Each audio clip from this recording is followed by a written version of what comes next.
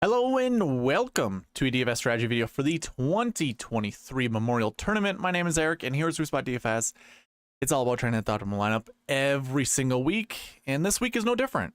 We covered a preview video yesterday where we went over all the stats that I think you need to basically find golfers or find golfers that had those stats to build around. Here in the strategy video, we'll go over the marquee tee times, the sweet spot ranks, and the anchor buckets to narrow down your player pool. So it's really honing in and trying to find the correct golfers to anchor your lineups around. And then, of course, at the end of the video, we will build some lineups. So if you are going to join me in the live chat, which I see Joanne and Jeff in, welcome, by the way. If you join the live chat, give me 2 to 4 golfers you want me to build lineups around, and I'll do that at the end of the video. Of course, I'll be going over marquee tee times. You might want to wait until we go over that so you're not pairing golfers up together that are playing together, because obviously that's one of the rules here at SweetSpotDFS. But either way, if you just want to stop in and be like, hey, I got 2 to 4 golfers I'm really interested in, can you build lineups around them? I certainly will. We will break the rules if they end up playing together, so no worries about that. Before we get into the actual strategy video, just a couple reminders, giveaways that I like to do, a weekly and monthly giveaway that just requires you to be subscribed and comment on any of my videos. I reward those that participate on the channel. So if you want an entry into this giveaway, if you're here in the live chat, just leave a comment, just like Joanne, Jeff, and Fantasy Dysfunctional just did. Hello, by the way. That gets you entries into the giveaway. Not only the weekly giveaway that I do every Monday, but the monthly giveaway, which I do the first Monday of the next month. So obviously that'll be next Monday. I'm going to give away $50 up there that you see. Only if we reach 550 subscribers that you see all the way over there, the sub goal. If we hit 550, I will give away $50. If not, I'll give a t-shirt that has the SweetSpotDFS logo on it. Excuse me. It's entirely up to you guys. We just need 3 more subscribers by the end of the week. Before I record Monday, if we hit 550, we will give away $50. So it's entirely up to you guys. If you want $50 or a chance to win a t-shirt. Joanne already has 2 of them, by the way. So one of them was a monthly giveaway, and one of them, actually, I think both of them were just a combination of all the weekly giveaways you got, I think, right? Either way, Joanne has a couple t-shirts. But if you want a chance to win 50, you're not a subscriber, we just need 3 more. And of course, we need to hold 550 by next Monday. Some people are like, okay, I'll sign up just to get the entry and then unsubscribe like the very next day. So that drops underneath 550. If we don't do that, we're not running it for $50. So again, up to you guys. Another one that I like to do is a Prize Picks basically rebate. It's not so much a giveaway. If you sign up using the promo code SweetSpot when you sign up on Prize Picks and put at least $20 in your account, you will get $20 back from me. Now, I have a quick way for you to do this. Click the link in the description for Prize Picks. They'll send you to the homepage. Go sign up, and it'll already populate the promo code SweetSpot in there. So you don't even have to do that. You just got to sign up and then put $20 in your account. You will get $20 back from me. One thing I always like to note, basically every Friday, they have a protected flex. So it's up to $20. You just put a $20 entry in there with 4 to 6 picks. You're guaranteed to get your $20 back. So you'll never lose money. You can continue to play Prize Picks for free just by using the promo code SweetSpot. Plus, Prize Picks will match your deposit up to $100, so that 20 turns into 40. And like I said, every Friday you can play for $20, free $20 entry. Entirely up to you guys. Again, link in the description below. Just a reminder, there's a cheat sheet available to you. Let me go ahead and put that on the screen. If you want to follow along with me while I go throughout this video, I will be referencing basically the same sheet. This is the cheat sheet available for all of you guys and girls. I'm going to be using my own sheet, but it looks exactly the same. Like if I were to zoom out, you can see it. Let me open this up. It's the same thing. Same thing, just maybe a little different in spacing, but it's the exact same thing that you guys get. that I have. So that's available to you. Link in the description below. Appreciate that, Fantasy. You are welcome, by the way. I enjoy providing it for everyone. So again, if you want to follow along with me, check out that cheat sheet in the description. I also have an optimizer available to everyone. I think I sent it out to 3 people already. If you are in the chat and you want to use the optimizer, I'll send it to you right now. I have my email up, and I have an optimizer ready to send to you outside of this one. So let me just get my emails up and make sure no one sent me anything. Nope, we're good. So if you are interested in the optimizer, let me know. I will send it to you. Again, we're going to be building lineups with this at the end of the video. There we go, Jeffrey. I see you, man. Right away, boom. First email in there. Let me send it to you. And of course, while I'm going throughout this video, when we get to the lineup building portion of it, if you're having troubles with it, we can diagnose it on stream. Just let me know if you have any issues, and we can try to figure it out then. But yeah, this is available to you. You gotta be subscribed to the channel. Comment here on the live chat or in any of my other other videos, and I will send it to you free of charge. Like I said, I like to reward those that participate on the channel. So those are all the giveaway reminders. Let's go ahead and get into this thing. Let me send the optimizer to Shot Like Harden.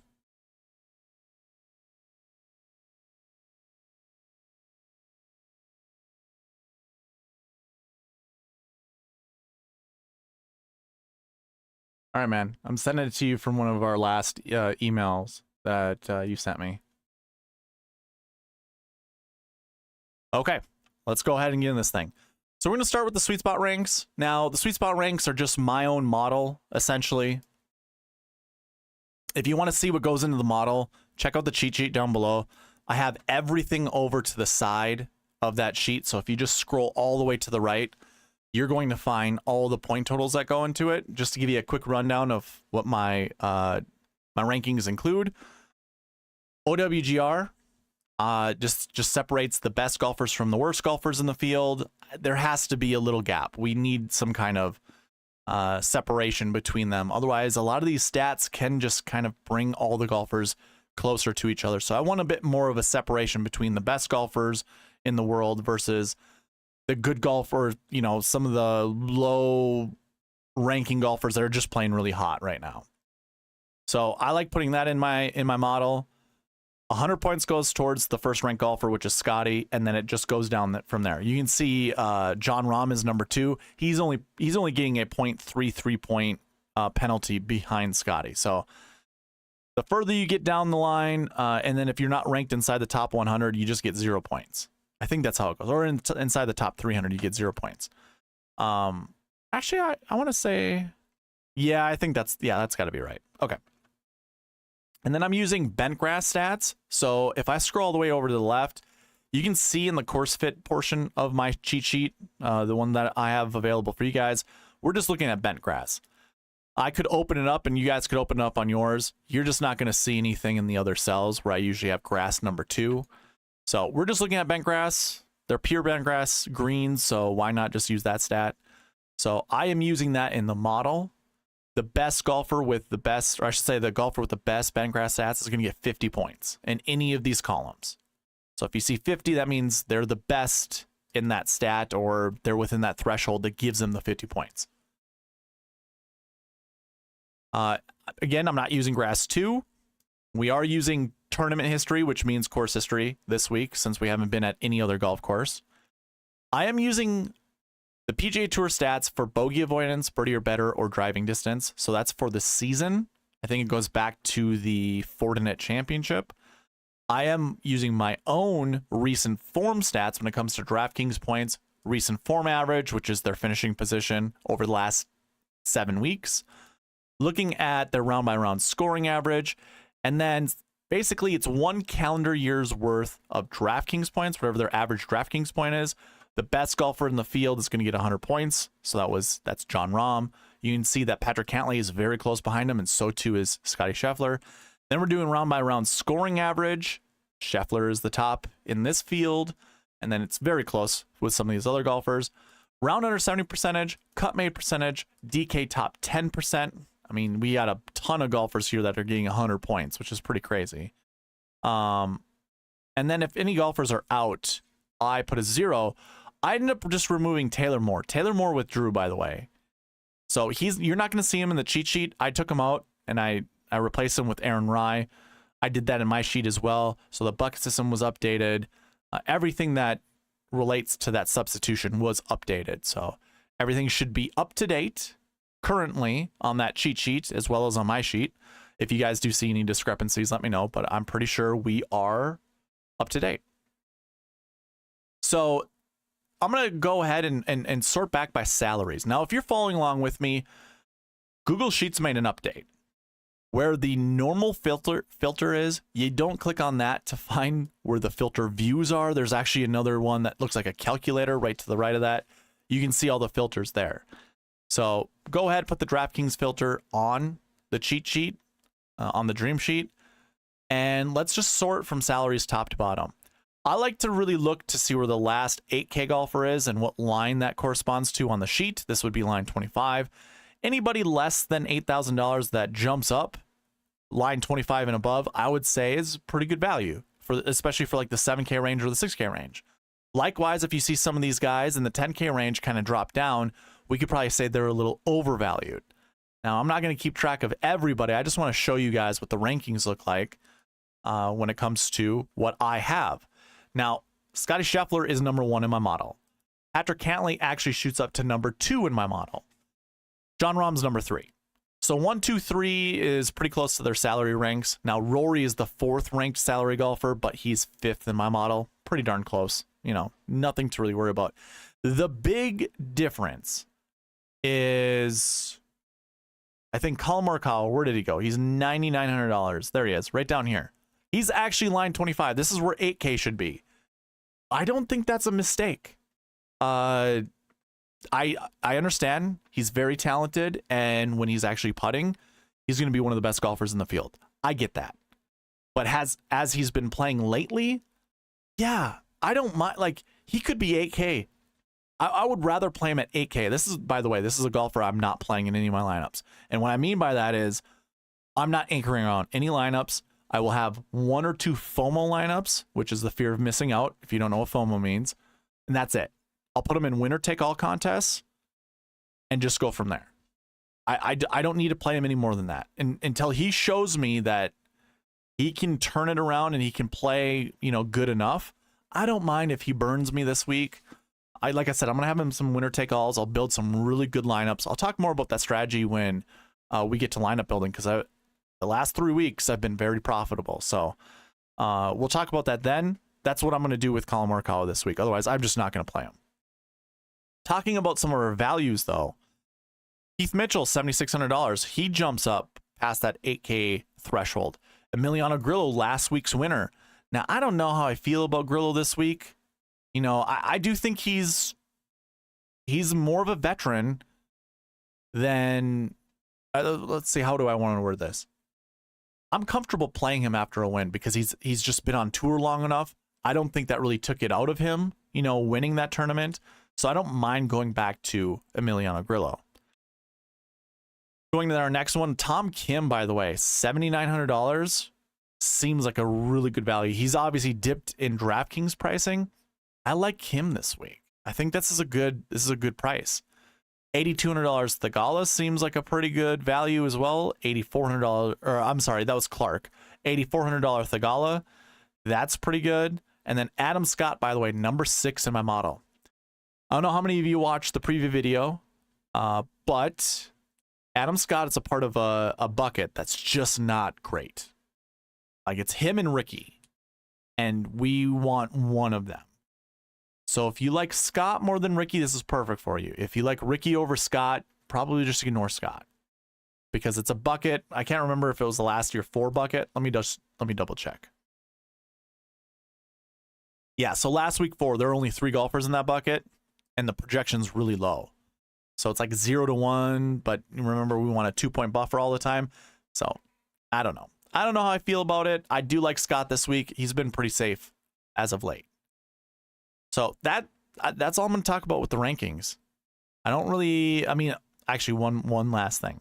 So line 25 was our 8K range. You can see Hideki Matsuyama, $8,700. I actually really like Hideki Matsuyama this week. I talked about it in the preview video. We'll talk about it a little bit more here coming up with the marquee tee times, because I think the stars have aligned for me when it comes to who I want to play this week. I mentioned in the preview video, does anybody remember the 3 golfers that I want to put together? Put in the chat if you remember it. But it's going to work out with the marquee tee times. So let's go ahead and get right into the marquee tee times. If you're following along with me on the cheat sheet, just go ahead and go to this group rank column and go sort A to Z. This shows us the best groups based off the SweetSpot ranks. So it's a accumulation of the SweetSpot rank score.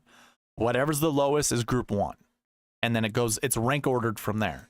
So I'm going to highlight each group of 3. Just try to make it easy for you to see which golfers are paired up together. It's not super easy because it's Excel and YouTube and, you know, all that jazz. Our first group, the best group in the field based off of the SweetSpot score, Rory McIlroy, Tyrrell Hatton, and Jordan Spieth. There's one golfer that I like in this group more than the others, and it's actually Tyrrell Hatton, which is kind of crazy because I'm a huge McIlroy fan, but for this week, I really like Tyrrell Hatton. Now, moving on from there, the second group is Scotty Scheffler, Victor Hovland, and Emiliano Grillo. Here's the thing. I really like Hovland, and I really like Scheffler. By the way, Data Golf has Scheffler at 12% win equity, which was, I can't remember, I think he had 25% last week. The next person underneath him for win equity is Patrick Cantlay at 9%. Let me double check on John Rahm. I think he was like 7, which is just nuts because I've kind of been, yeah, Rahm is at 7.4. I have been very, I've kind of been anchoring my lineups based off of win equity the last 3 weeks. And over the last 3 weeks, I think I'm up $240, $250, something like that. And I don't put a lot of money in. I put like $50 to $100 every single week. So it's been really good. And using the win equity, I haven't been disappointed. I mean, it's been Scotty Scheffler that I've been anchoring my lineups around. So it's a bit of a cheat code because the guy he doesn't miss fairways. I was doing Prize Picks props last week and I was looking up his fairway percentage. 70% hitting the fairway. There was a prop of him hitting 12.5 fairways. I hit the under because I'm like, okay, 13 fairways is 70%. There's got to be a week, there's got to be a day he just hits lower than that. No, he hit 14 fairways. Not even 13, 14 fairways. And then green and reg percentage, he hits 70% of greens. Like, yes, I agree when it comes, like Jeffrey just said, if he finds a putter, it's over. Well, here's the other thing that comes with like stroke gain stats. So if you're just using bare stroke gain stats, not really the best indicator of who's a good putter or not. But one thing I will say, he can't really make a 5. Like watching him hit anything between 4 to 7 feet is pretty shaky. I don't know what it is. I don't know if he kind of has like a variation of the yips. I mean, that's a dangerous word to say in golf, but it's kind of similar. I think when you get to see the hole in your peripheral vision, that messes with people sometimes. And me being a tall golfer like him, I know it's the same for most people, but I just think you have a wider cone of vision, especially if you have good peripheral vision. If you can see it from kind of further away, or even if it's closer, it's really easy to want to look at the hole when you putt. Hey man, these PGA Tour pros, they have the same issues we do. I know some people like to pretend they don't because they're athletes, but no, they still have the same psychology that we do. Maybe a little bit better, but most of the time it's the same. So anyways, I agree, Jeff. If he can, roll the rock to match the rest of his game, he's going to win by like 10 strokes. And all the conversation that's been going around the industry with Jon Rahm and how during the year he had COVID, he was gaining, you know, an obscene amount of strokes on the field, like what, 2.1 strokes every, I don't know how many holes, every hole or something like that. That's something obvious. I think that's something Scottie Scheffler could do this week if he were to, you know, make the putts, roll in the rock. So I do like Scheffler this week. I also like Rahm. But Rahm is in the fourth group, whereas Xander Schauffele, Justin Thomas, and Matt Fitzpatrick is in group 3. I'm kind of full fading Justin Thomas. I like Xander this week, and I don't know what to do with Fitzpatrick. I don't care to play Fitzpatrick, but I don't think I'm going to anchor anything around Fitzpatrick. I also might full fade Matt Fitzpatrick. And again, what I mean by full fade, there will always be 2 FOMO lineups. I will build with each of these guys. I build up to 100 unique lineups, so there's no sense in me full fading, you know, any particular golfer 9K and above. I'll just play them in 1 or 2 lineups. Winner take all. Try to get my entry fees back for the week in case they do hit, and that's good enough. So I don't know what to do with group 3. Group 4, though, I really like Rahm. I will most likely be fading Jason Day and Collin Morikawa. Over the preview video yesterday, we went over a few buckets that don't favor Jason Day and do not favor Collin Morikawa. I would much rather take Jon Rahm. And the fact that they're all paired together, sign me up on Jon Rahm all day. Sure, I'll play 1 or 2 lineups with Jason Day in it. I'll play 1 or 2 lineups with Collin Morikawa in it. And I won't pair those guys up together. So that makes life easier for me as well. Because it would be like Jason Day and maybe Scotty, or Jason Day and Xander. And then it'll be Colin and Scotty and Colin and Xander. Or maybe Rory. Maybe I'll make 3 lineups with those guys in it to try to make my money back. So I'll probably, yeah, like I said, it's Rahm in this group, and then, you know, probably just ignore the rest. I'm not going to talk about the rest of the groups, but some interesting names. I like Corey Connors. I like Thigala. I will not be playing them together. I actually don't really care about Keegan Bradley. Like, if he shows up in the optimizer, that's wonderful, but I'm not trying to get to Keegan Bradley whatsoever. Then we have 3 8K golfers. So if you wanted an 8K golfer to play, I think it might be in this range. Just because there are 3 of them, so your odds are pretty good. And when golfers do play together, they tend to either draft off of each other or kind of fall by the wayside when someone's tanking. Like, kind of goes both directions, and we could just call it drafting. They're either drafting with a good golfer or they're drafting with a bad golfer, and they'll either play worse or they'll play better. Drafting is a thing in golf, though. So if these guys do get on a roll, I don't mind playing them together in a showdown lineup, but I'm not going to be playing them together in a week-long contest. I just pick one of them.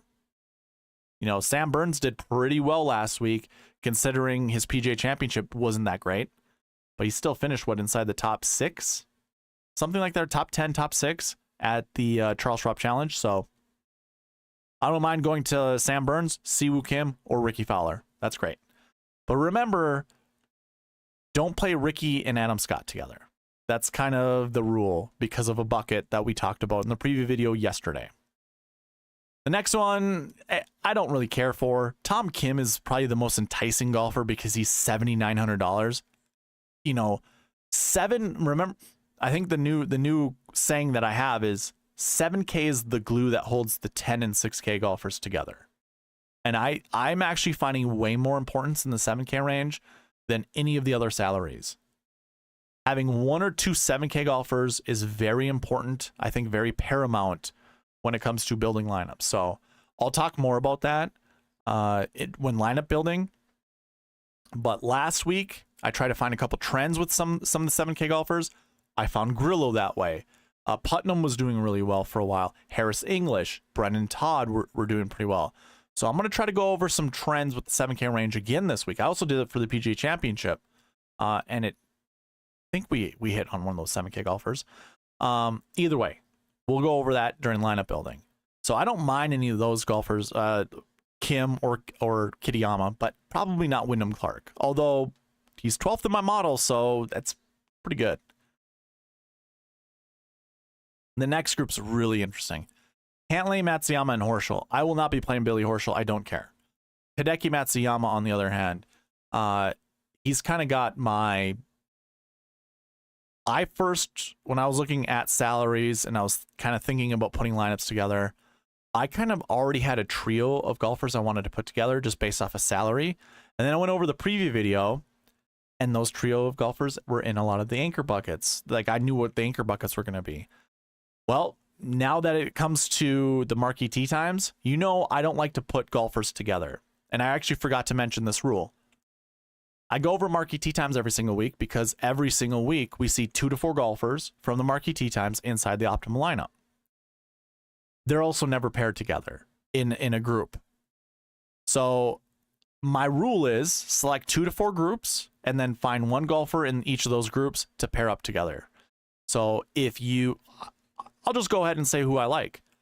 I already liked Matsuyama. I like Jon Rahm. Here, let's put it this way. Let's go with my number 1 golfer. Jon Rahm, I like. I haven't actually set myself as to which 10K golfer I want, but I have Rahm, Xander, and Scotty all in different groups. I don't mind anchoring around any one of them.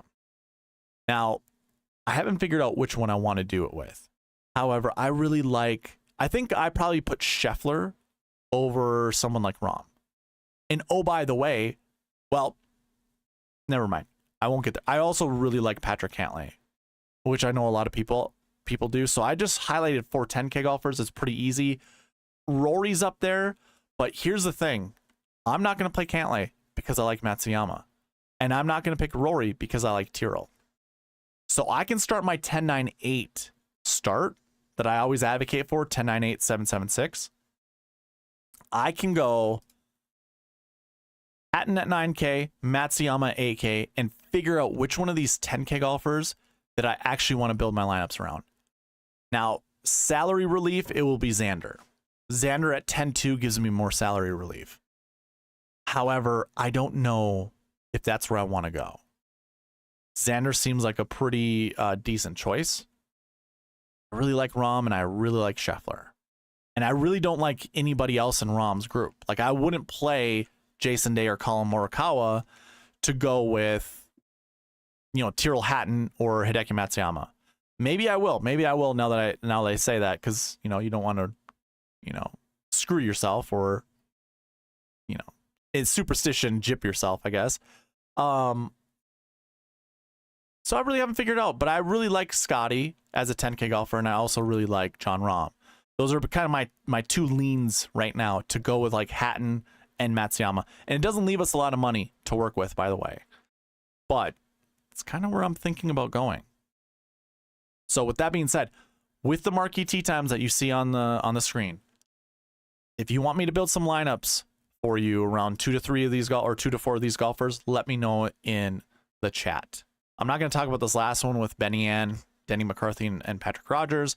We'll just move on from here and go straight into our anchor buckets. Before I actually show you the anchor buckets, I'm going to go ahead and sort this from salary top to bottom. So if you're following along with me when we go over these anchor buckets, just go ahead, go up to the filter views, and hit the bucket system. I'm going to select all the buckets and make sure there are no other filters on your bucket system. Now, what I ask you to do is go to the max projection, go down to filter by condition, and we're going to go greater than or equal to 2. This should automatically give us at least 1 in our minimums here. And I want at least 1. That's telling us we want at least 1 golfer from that bucket to put in our lineups. Remember, these are just projections of golfers to be inside the top 10. There is a chance that, one of these golfers, even if one of the buckets says 1, we're not going to hit an optimal lineup guy because he might be too expensive. Or he just might be too far down on the leaderboard inside the top 10 to be worth, playing or being in a GPP or winning a GPP. So now that we put that filter on for max projection, go ahead to this year's bucket totals. And basically I want 30 or less. I think I might actually change it though. So there's a couple ways you can do this. since there aren't a lot of buckets to go over. I'm just going to clear everything and just manually select all the bucket numbers that I'm cool with. I think we can leave it here. I was thinking about maybe getting rid of the 28 for the 7K range. We don't even have to talk about that one, or even the recent form 2 with 29. I think we just go with this. So the first anchor bucket is the last year 1 bucket.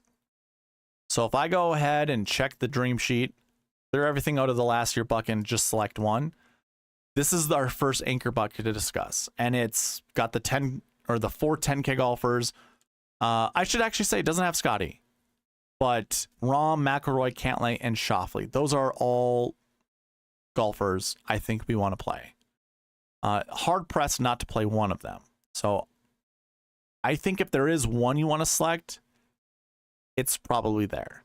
Because the rest of them, I mean, as enticing as Sung Jae Im is, same with Jordan Spieth, Sahith Theegala, Corey Connors, I don't think I want to anchor any of my lineups around these guys.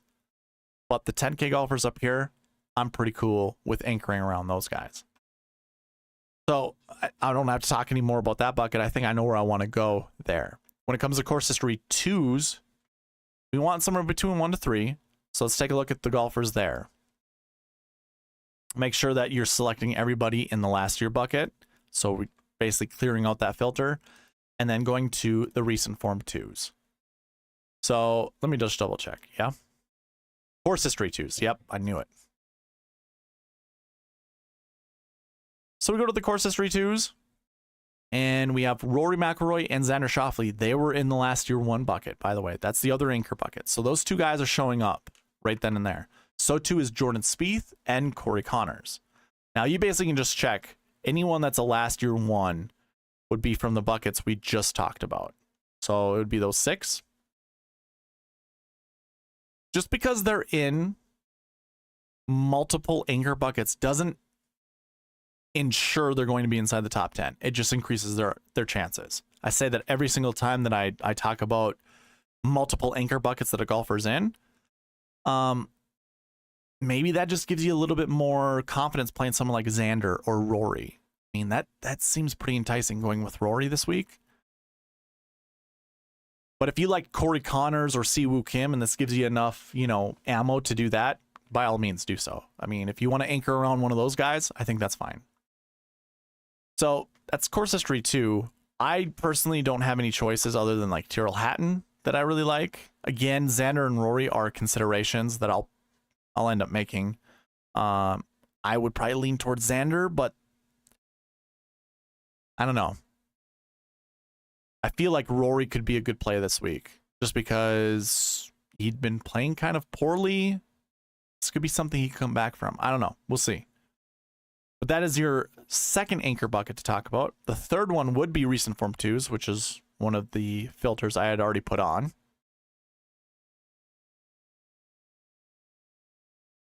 And recent form 2s, we have Rory up there once again. So he's in 3 of the anchor buckets. Victor Hovland, he's a 3 and 3. He's in 3 of the 3 we talked about. So take that for whatever it's worth.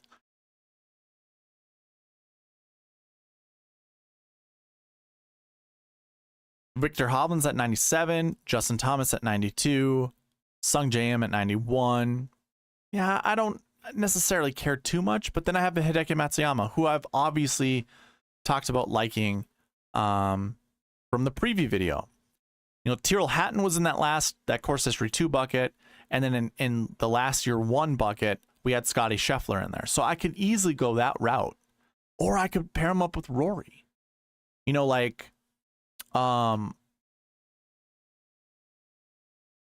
This bucket by itself, the projection is 2 to 4. Now, if you can make the argument that Rory and Rahm have a very good likelihood of finishing inside the top 10, those could be the 2 golfers that represent the top 10 for this bucket, which would make it a successful projection because I'm projecting 2 to 4. You're probably not going to be able to build a lineup with those 2 guys in it, but maybe you can, and maybe you should. However, I just see more opportunities with golfers below that than to anchor around those 2 guys. So I'd probably choose 1 or 2 of these golfers By the way, Rom just showed up, and I think is because I had it scrolled down. So I think I was just talking about Rory exclusively, but here we go. We have Rory and Rom. So Rom has been in 2 of the anchor buckets. Rory's been in all 3 that we've just discussed. But what I was kind of going at was I really like Hideki Matsuyama.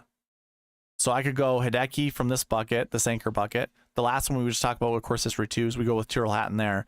And the bucket before that was Scotty Scheffler. I can go that route because that's also what I like. Or I can pair those 2 guys up, Matsuyama and Hatton, with Rahm and McIlroy. Or from the last bucket, Xander Schauffele. Like, we could easily do that. So there's a lot of different opportunities, a lot of different choices. I see Jeffrey was talking about Cam Davis example last week. I guess I don't know what that refers to. I actually like Cam Davis this week, by the way. So, and he's right here. That's where I was getting. Okay. So I also, like I said, I like Cam Davis. He's in an anchor bucket. So if you wanted to get back to Cam Davis, this is what the bucket system tells us. This is why I like it so much. Hey, it's fine to miss the cut, especially if you were to look at the bucket projections. Missing the cut the week before, we still want 1 to 3 golfers from that bucket to be inside our top 10 or to be in our lineups. And I'm going to talk about the 7K range once we get to building lineups. So I think, spoiler alert, Cam Davis is going to be one of those plays based off of previous trends that you want in your lineups. But we'll go over that. Shot Like Harden says fading Rory. I think that's probably the smart choice. I hate going all in on Rory and just watching him be Rory McIlroy. One of the more disappointing top golfers to anchor your lineups around. I can't stand it. So this bucket, again, is 2 to 4 for the projection. So if you like up to 4 golfers, by all means, choose all 4. I think that's fine. We'll see what the bucket system does. I already told you I'm probably going to be anchoring my lineups around Matsuyama. So he's going to be one of them. And then maybe it's Rahm. Maybe it's Rahm, Matsuyama, and say Tyrrell Hatton. Maybe it's that way. Maybe it's Scheffler. And if it was Scheffler, then I got to find someone else to pair these guys up. But maybe it's Cam Davis. And I also have Thomas Dietrich down here. Another guy is worth considering to talk about. So, well, again, we'll get there in the 7K range, which will be a part of building lineups. Right before we start building lineups, I'll talk about the 7K range. That concludes this anchor bucket. So salary buckets 8 and 7. I would say this isn't truly an anchor bucket, the 8K range, because when I look at this projection over here, 1.92 tells me that I need to bump the minimum down to 0. Because when we round this up to 2, we want a 2-point buffer between the minimum and the maximum. In order for the conservative projection to meet that standard, I just had to bump the minimum down regardless. Although the maximum over here would end up being 3. So that bucket projection is actually 0 to 3. This is not an anchor bucket, by the way. So the 8K range, not an anchor bucket.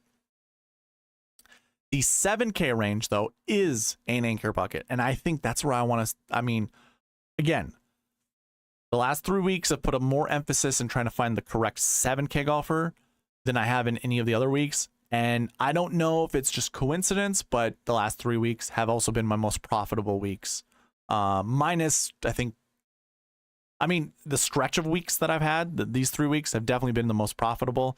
I've had a couple bigger weeks prior to, like winning Nagel's Bagels, his listener league contest. That's a big, winner take all contest. And then earlier on in the year, I can't remember what I ended up doing, but there was another big win. Either way, really enjoying how the process has been working. The last bucket to talk about are the strokes gained 1 buckets.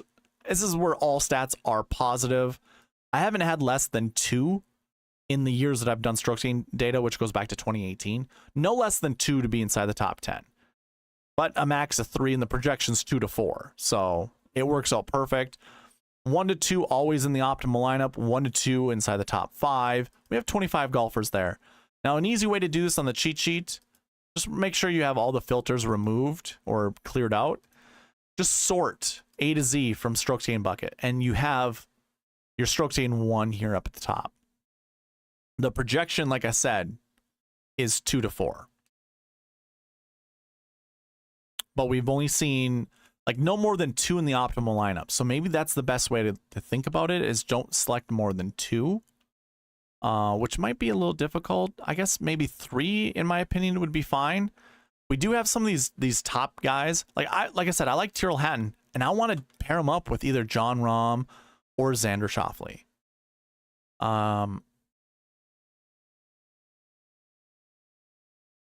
I suppose I could go Tyrrell Hatton and Patrick Cantlay, but that means I have to take out Hideki Matsuyama. So I don't know. We'll see how it goes. But you could also pair up any of these guys with someone down here, because these things can change. You know, 1 to 2.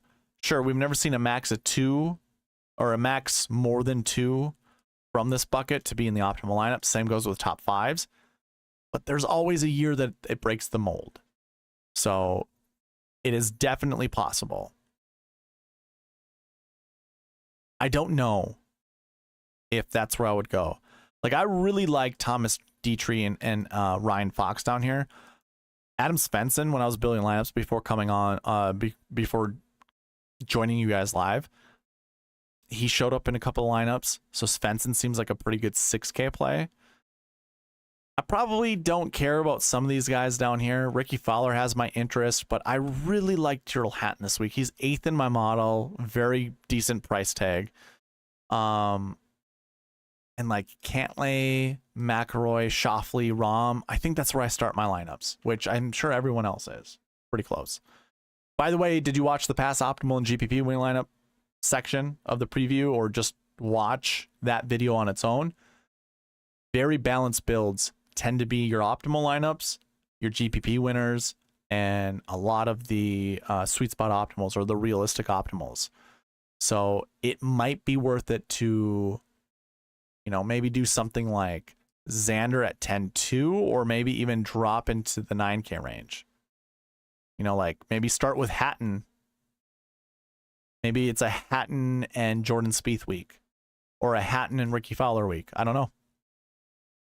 It's very doable. So now that we kind of went over all the anchor buckets, let me go ahead and discuss the 7K range that I was talking about. Like I said, I've been doing this every week. I've been trying to find different trends when it comes to 7K golfers. So let me scroll down to the 7K range here. Have everybody on the list from 7K down. Okay, so you can see on the list, Davis Riley 69, Siwoo Kim's 8,000. So Tom Kim down to Hayden Buckley, 7K range. Let's go through the past years and check out every 7K golfer. So Denny McCarthy was one of the 7K golfers inside the top 10 last week, or last year, I mean. Billy Horschel won in the 7K range. Aaron Wise was 2nd place in the 7K range. Here's what I look for. What did they do last week? What did they do last year? And then also, can I get any traction with recent form or course history? So what I've noticed is there tends to be in the 7K range a missed cut from the year before, as well as a missed cut from the week before. And it's just different. Also, furthermore, having a top 20 finish. So there's 3 7Ks right there. Actually, I might back up the claim I just made with the missed cut from the week before. I think I didn't see that every single year. So that was 2022. In 2021, Siwoo Kim had your top 20 finish and a withdraw. So that counts as kind of a missed cut. We also had Max Homa, who had missed the cut the year before. He didn't play the week before, but that doesn't really matter. I'm really just looking for individual stats like this. So those were your 2 7K golfers that finished inside the top 10 in 2021. 2020 is a bit murky. I don't like using 2020 because this was coming back from COVID. We didn't have a full schedule leading into this. So I will say this. Down here in 13th place, we had 2 top 20s from the 7K range. We also had a missed cut and a top 20 from the week before. So the missed cut kind of still, you know, resonates.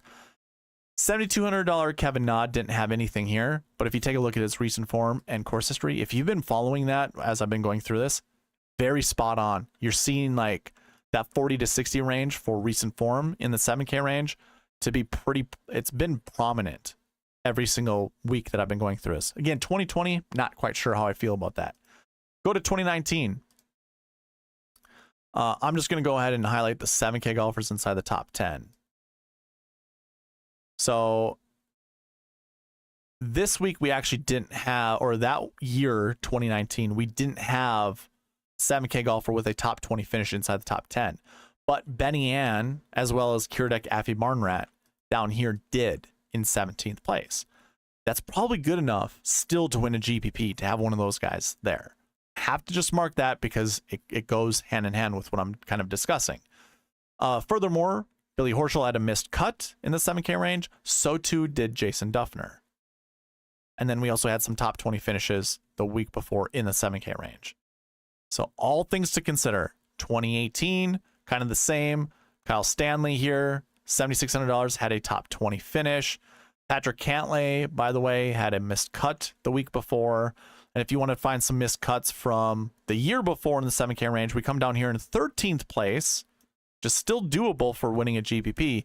And you got Ryan Moore and JB Holmes there. So what I'm seeing, and I'm also probably just trying to make this work out, is just having a missed cut the year before or a top 20 finish the year before. Those are some things I'm looking for. And then having a missed cut the week before doesn't seem like a terrible thing in the 7K range. So most of you guys already know where I'm going at with that. So if we go to 2023 and we're looking at all of our 7K golfers, basically what I want to see are our top 20s first. So we have for top 20 the year before. Heath Mitchell 18th, Denny McCarthy 5th, Billy Horschel won it. Then we have Brian Harmon and Adam Hadwin. I don't necessarily care what their week before finish was, but we did see quite a bit of top 20 finishes from the year before with a miscut. So it seems like right away, my favorite golfer from this range would be Denny McCarthy. Now, a lot of these 7K golfers, by the way, had a recent form average between that 40 to 60. So I basically just highlight all the orange all the orange numbers here for recent form. And we have the 7K golfers to think about there. So that opens it up way more to other golfers. So the top 20 finish, we have 5 golfers to choose from. And who are your favorites, chat? What do you think of the 5 golfers that are highlighted on the screen? Who do you like the most? Like I said, Denny McCarthy's probably the one for me, but I also really like Keith Mitchell. I don't mind going to Harmon or Hadwin, but I'll probably be low owned there. But like I said, I like Mitchell. I like McCarthy. Those are my first feels. Like I'm going that direction. Yeah, they all seem pretty in play. The next one would be our missed cuts from the year before. So you've got Gary Woodland, Harris English, Kurt Kitayama, Tom Hoagie, Seamus Power, and Patrick Rogers. So with the miscut from the year before, we didn't really see anything that kind of came with last week. I guess we have a 20 to 40 place finish there. Didn't play for this missed cut. That was it. 2020, like I said, it's kind of iffy. Don't know if we really want to use that for our information. By the way, I didn't even see a missed cut for our 7K range. I wonder if Luke List would have been a 7K golfer. Miscut, maybe. Yeah, like I said, we don't really use 2020. It's hard to use that for information. Duffner had an 80 or a miscut the year before with that 20 to 40 finish. Horschel miscut with a top 20 finish. So those are interesting. So that 20 to 40 range from the week before seems pretty solid to go with. Or just not playing, which Ryan Moore and JB Holmes did in 2018. 2017, JT didn't play the week before. Okay, he doesn't count. Kisner had the win the week before. Okay, interesting stuff. 2016, we don't have a price tag. So that doesn't really give us a lot of information when it comes down to it. Missed cut in a top 20 or that 20 to 40 range. So like Kurt Kitayama works for us, and that's it. But also Harris English having a top 20 finish.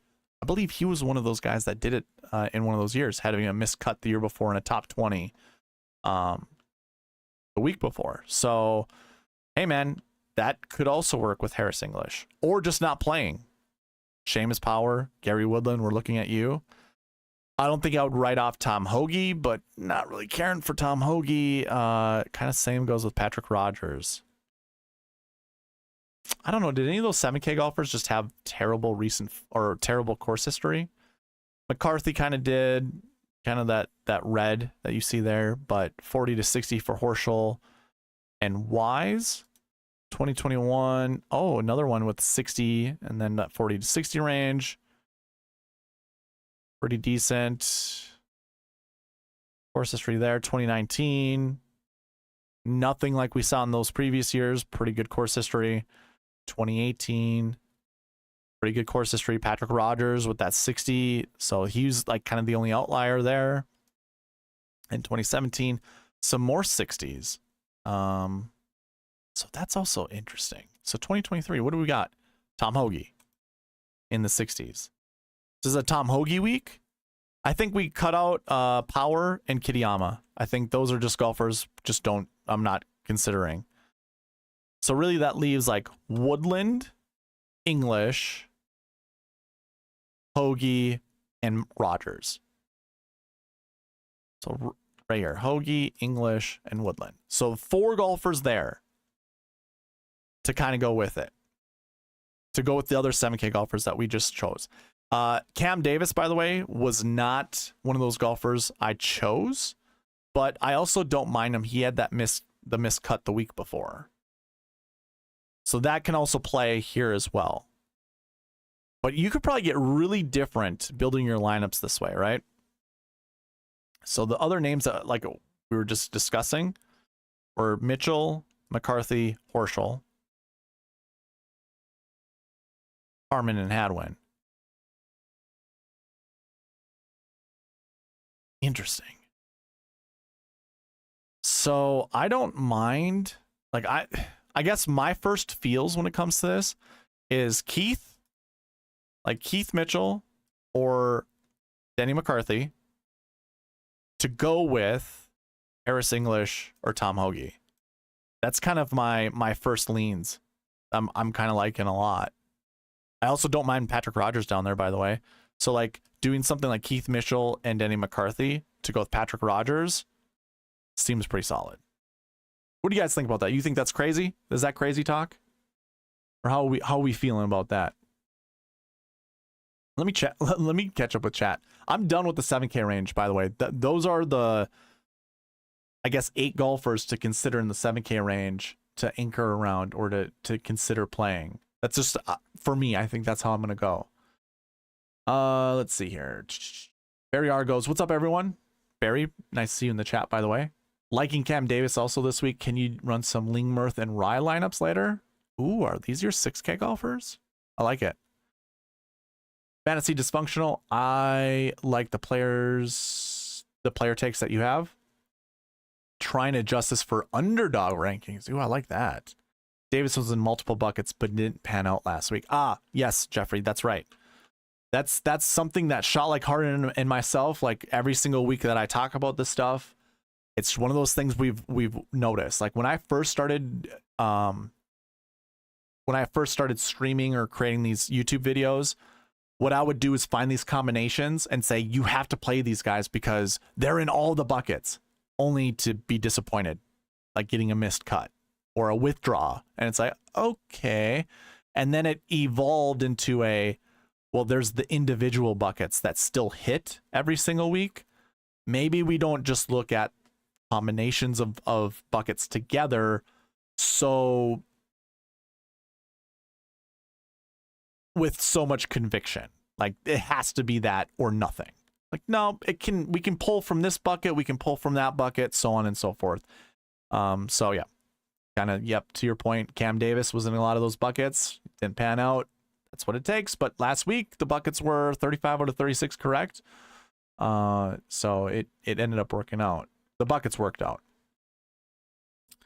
Barry says, going to run some studs and scrubs lineups this week. It's an interesting take. I don't know if I can get there. And Shot Like Hearn goes, me too. Starting a lot of lineups with Cantlay and Rom. That's actually pretty decent. I don't mind that. But yeah, that's stars and scrubs big time. Same here. A lot of good value in the 6K plays this week. Let's get it shot. Absolutely. My best lineup this year had 3 6K golfers or 6K guys. Shot says he likes Kashmir Keith. That's good to know. I like Kashmir Keith too. But you're torn on Billy Ho this week. Why do you like Billy Ho? Shot Like Harden. Let me know. And Jeff, I've also seen that Denny is being discussed a lot. I understand. I don't necessarily care. People can talk up like Denny McCarthy. He could go up to like 14%, and I don't think I would really care all that much. One of those interesting things, I don't talk about ownership. I kind of find patterns though. Obviously we all have the human condition. We all try to look for patterns. It does seem like 7K chalk fails more than it succeeds, whereas like 10K chalk succeeds more than it fails. So yeah, it's definitely one of those things that I've been paying attention to. And I might pivot off of 7K golfers that way. So yeah, like Shot Like Harden, Barry, all those guys that know I don't talk about ownership projection, I don't mind looking at it for the 7K range. Just because it seems like that's where the trends are happening, where a lot of the chalk that misses is from the 7K range. Billy Ho's a tough play this week. Down year big time. Fantasy Dysfunctional says, this spreadsheet must take a lot of time to create. You know what's wonderful, Fantasy? Let me show you. I don't know if I think I've shown this on chat or on here before. So I have all of these spreadsheets, like all the tournaments, all like kind of miscellaneous things. I actually have an engine that I call an engine. It has a ton of tabs here at the bottom. I'll just do this so you can kind of see all the tabs down here. So if I scroll through this, you're going to see all these tabs down here. And like anyone that works with spreadsheets know that this is what they also do. My DK page is right here, and each one of these fields is a formula. So if by the way, if you didn't know this on spreadsheets, hit Control and the tilde, you're going to see all of the formulas. You see how that all changed? I can zoom in.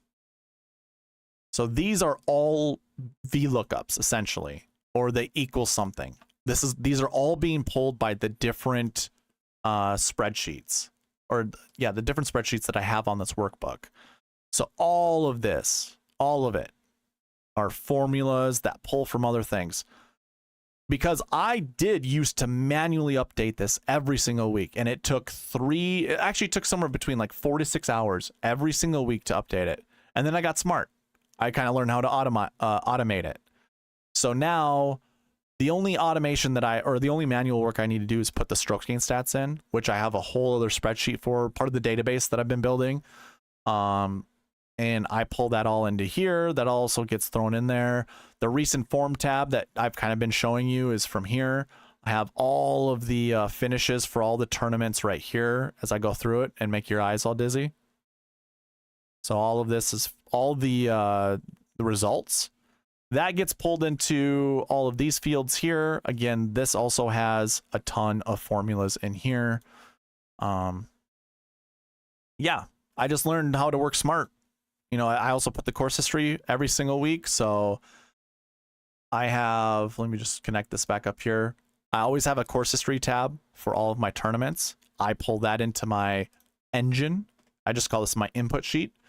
And then basically all I have to do is load in the salaries from the DraftKings spreadsheet. This looks familiar for those that actually do this, right?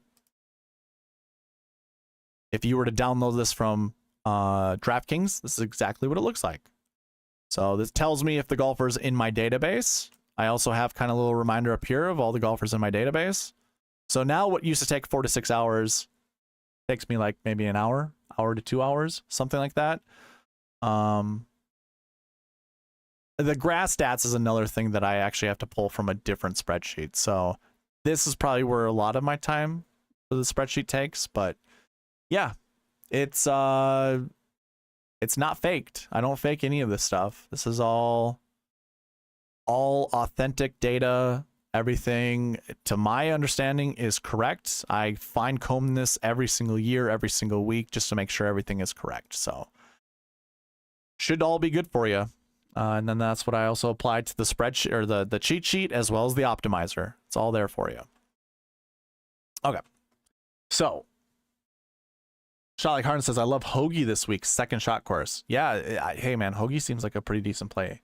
The only thing about Billy Ho is he boat raced this tournament last year, but in horrible form. Yeah, I kind of think it was an anomaly. Like, Billy Ho doesn't really rate out on courses like this that well. So some people get hot at the right time, and I think that's all that he did. I'm probably staying away from Billy Ho. Buckets led me to Grillo with Scheffler. It did with me as well. So I'm glad that it did, Jeff. And then Shot Like Harden says, I don't think there will be too much 7K chalk this week, except for maybe Tom Kim. Is Tom Kim getting a lot of steam? Because then that's easy for me just to not play him. By the way, not having course history and being a young talent is actually pretty decent. If I go through like Mito, $8,000, finished 13th. Same with Davis Riley. We go to 2021. Nope. Not so much here. 2020. Yeah, that's a hard one to use also. 2019. Never mind. 2018. Neiman. Yeah, so Neiman here in the 7K range. I think that was his rookie season. This wouldn't be Tom Kim's rookie season. Yeah, it would be actually, wouldn't it? Because he became a member last year during the Wyndham Chat. Was that actually his rookie year, I wonder? I don't even remember. We don't have anyone without course history. I thought I saw Justin Thomas here at one point in time. Or a John Rahm. Tony Finau. There we go. He hadn't played before. I don't know what his price tag would have been. Okay. That's all that I have course history for. So not a very good showing. And also, by the way, I went over the European golfer who has no course history. That's kind of how, like, that's where I was looking at some of this stuff. Like, Mito wouldn't qualify there, but Garrick Higgo would. Aaron Rai down here would. Antoine Rosner. Same with Lucas Herbert. Probably don't talk about Xinjun Zhang, but Rick Norlander. Oh, Matt Wallace that's a better choice in the 7K range too, by the way. Martin Keimer, $6,800, a European golfer with no course history. Wouldn't really think of Joaquin Neiman there though. Yeah, that's not a good example. Okay, so that's probably it. I was also trying to make that work in the preview video yesterday. Ross Fisher, I guess, down here, European golfer at $7,100. So like, I was trying to find my European golfer down here that was somewhat cheap in the 7K range. I guess Nikolai Højgaard also applies for that too. I'll have some Dietrich and Højgaard, by the way. I've got no issue building lineups with those guys. Probably don't really care about Taylor Montgomery. Yeah, that's about it. All right. Let's see here. Barry R goes, yeah, with the stack, field ownership should spread out this week. Okay. Yeah, I agree. That makes sense. Aaron Rye's the free square this week. Ooh, 6K Whisperer, Aaron Rye. I like it. Seems like a good choice. All right, guys, let's go ahead and build some lineups. I believe Joanne has some lineups to build first, so I'll go ahead and look at hers. Put some music on. See which one do I was kind of testing out some playlists. Let's go with this one.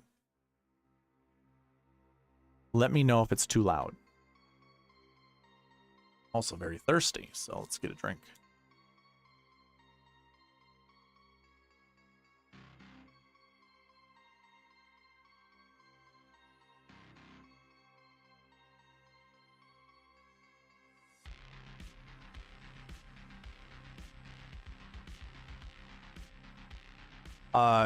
Kind of high on Thigala. What do y'all think? I don't mind it. I think it's fine. All right, Joanne. Joanne, you still in the chat, by the way? Want to try something this week? Smalley and Eckroat, going from the bottom up. Alrighty. Alex Smalley and the Eck Goat.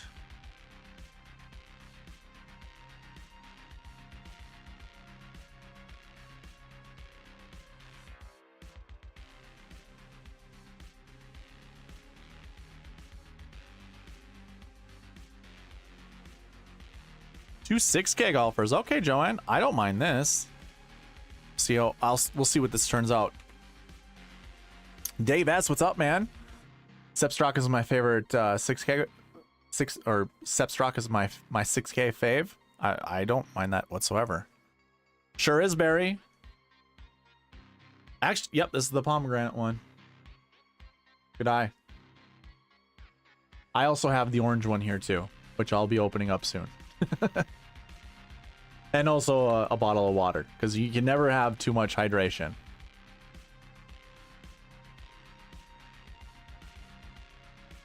Ooh, Charlotte Cardin has like a little crush on Thigala, it looks like.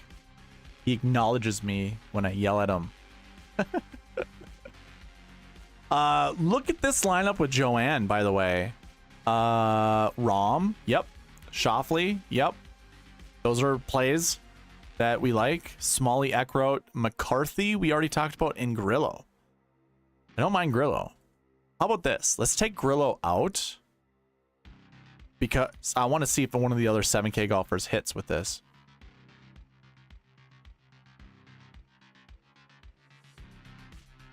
There we go. Oh, hey, this lineup. Hey, Shot, is this a sexy lineup? I need to know. You're the judge, the jury on sexy lineup building. This seems pretty sexy. I think I gotta save it just for my own use. This looks so good.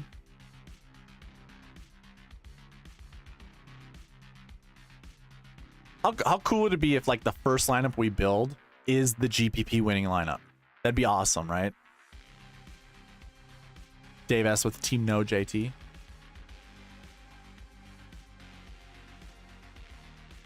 I'm gonna go ahead and take out Cam Davis. I just want to see if it hits some of those other 7K golfers that we just talked about.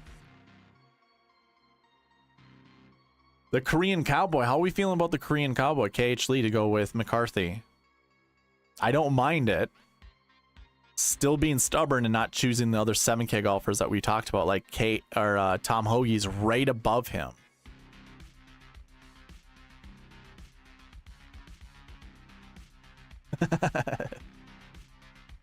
Oh, Keegan Bradley to go with Denny McCarthy. I don't mind this lineup. Okay. All right, Charlie Cardin. I mean, you can still say it's a sexy lineup and still do Scotty, Rom, or Cantley up there. You know, you can still say that. Yeah, I figured you'd like KH Lee. Joanne, I think you and I must have like a 30-second delay. Or like a 40-second delay. I've been noticing this over the last couple streams. Like when I ask you a question, kind of been paying attention to how long it takes. Maybe you're not like caught up with the live. I think down there at the bottom left of your YouTube player, it says live. If you click that, it'll just shoot you all the way up to the present. Maybe there's like a buffering issue or something like that. Doesn't matter. We can always get through it. But you're just not with me in real time. Or in real time is a 10-second delay. I'm going to go ahead and take out Keegan Bradley. By the way, Joanne, if you don't like some of these guys that keep showing up, like Rom, Shoffley, or even Denny McCarthy, let me know.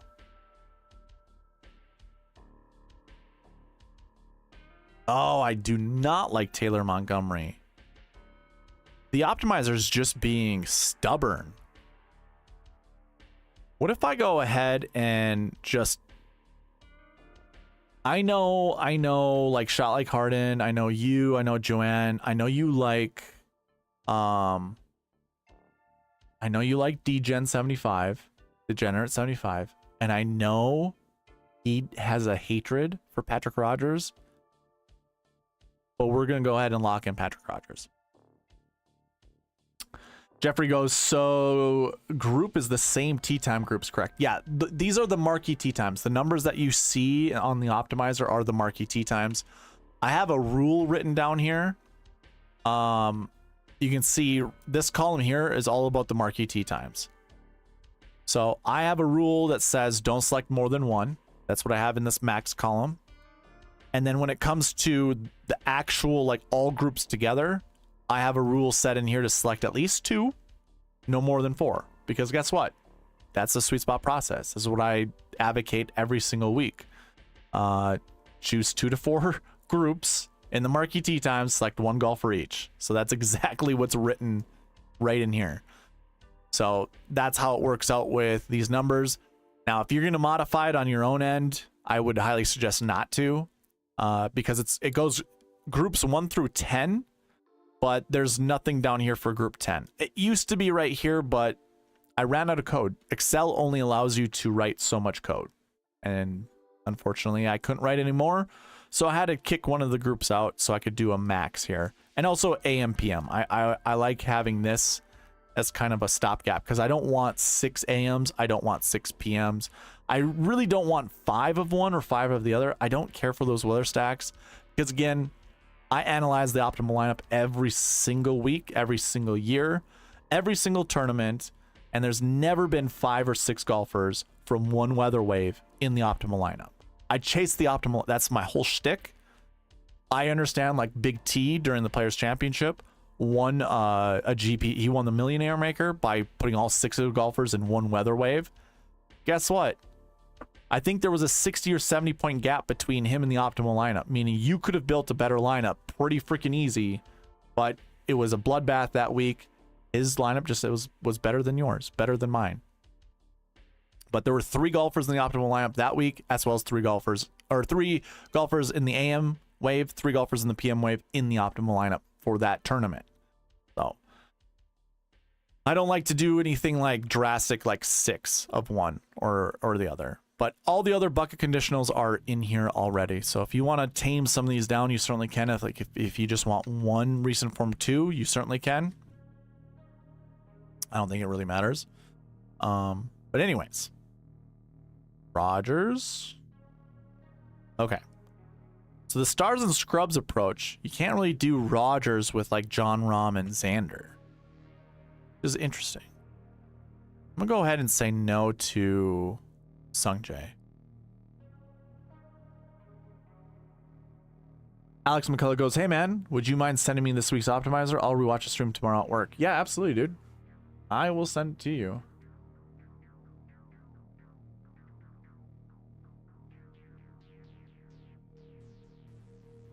See Kobe also wanting the optimizer, so I'll send it to you. I don't know if you're in the chat.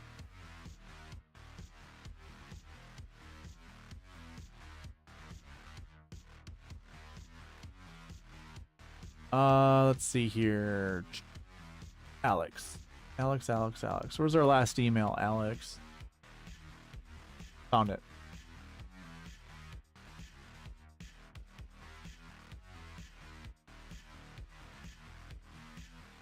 All right, Alex, I sent it over your way. Let me know if you have any questions.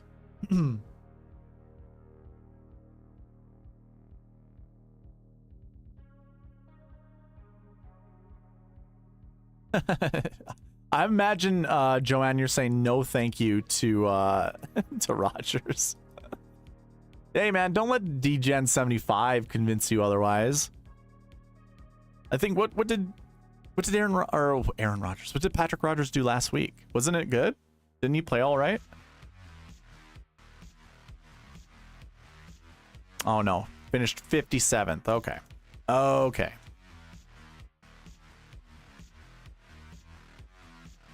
Jeff goes, Cantley and Thigala, we'll build those lineups. Dave S says Cantley and Hatton, we'll build those lineups.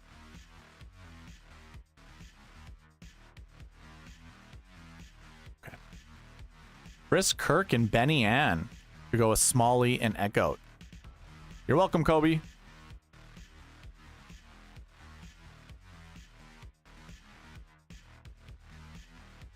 Let's see here. Who Joanne, if you're caught up with me, let me know which golfers you don't want me. Jim, I forgot to give you your $5 from last week's giveaway. Did you even know you won a giveaway last week, by the way? Depending on your answer might actually change my mind. Maybe I won't send you $5. No, you won a giveaway last week, by the way. I told you I'd send it to you where I normally do. I don't remember where that is. Is that Venmo? Do I send you $5 in Venmo?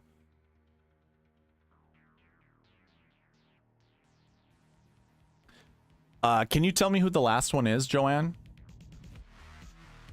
So do you like Rom, Shoffley, Smalley, Eckroat? Which one out of Chris Kirk and Benny Ann do you not like?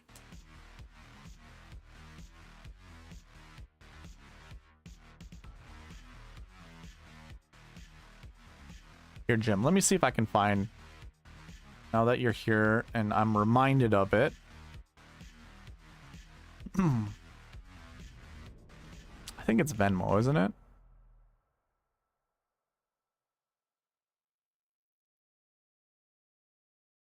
I'll wait for Joanne to get back to me.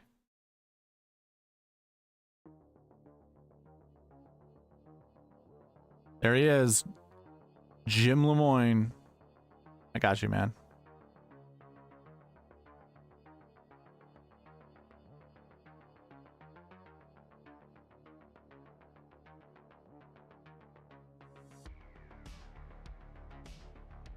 Pay that man his money.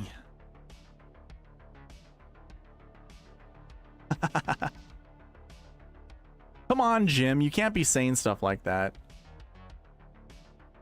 I like to reward people who follow the channel. Come on.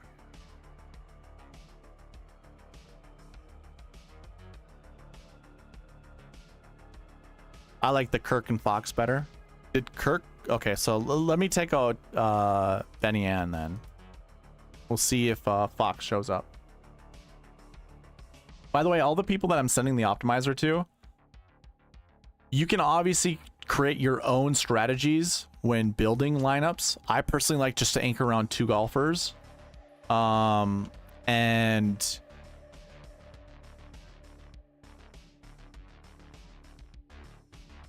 actually, you know what? Is Jeff, are you still here? I think you sent me a Twitter message that I hadn't yet been able to reply to. Yeah, let me show you how I build lineups. And I'm gonna show everybody just in case. Joanne, get back to me. I don't know which 5 golfers that you liked when you said you really liked the 5 people in that lineup. Mix and match the last one. If you can tell me what that was, I will do that. So I actually keep track of all of my lineups that I build every single year, because of course I do. I like to keep track of everything. I like to archive everything. So I'll show you how I did the Charles Schwab challenge.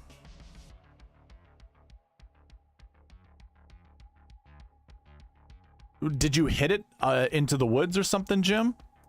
Because you know what that's called? That's just called marketing. You're just hitting it for someone else to find and just look at the name.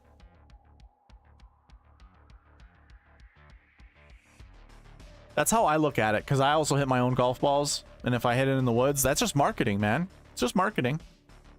Unless you hit into the ocean, then shame on you. So this is for Jeff. When it comes to building lineups, I kind of separate it like this. I do the mass entry. I have all of my high entry fees. This is the most money I'll spend on individual contests. $15 for the Pat Mayo experience. I had a ticket that I qualified for. The Nagels Bagels contest. I didn't get into the big Drive the Green. And then I also have another league contest.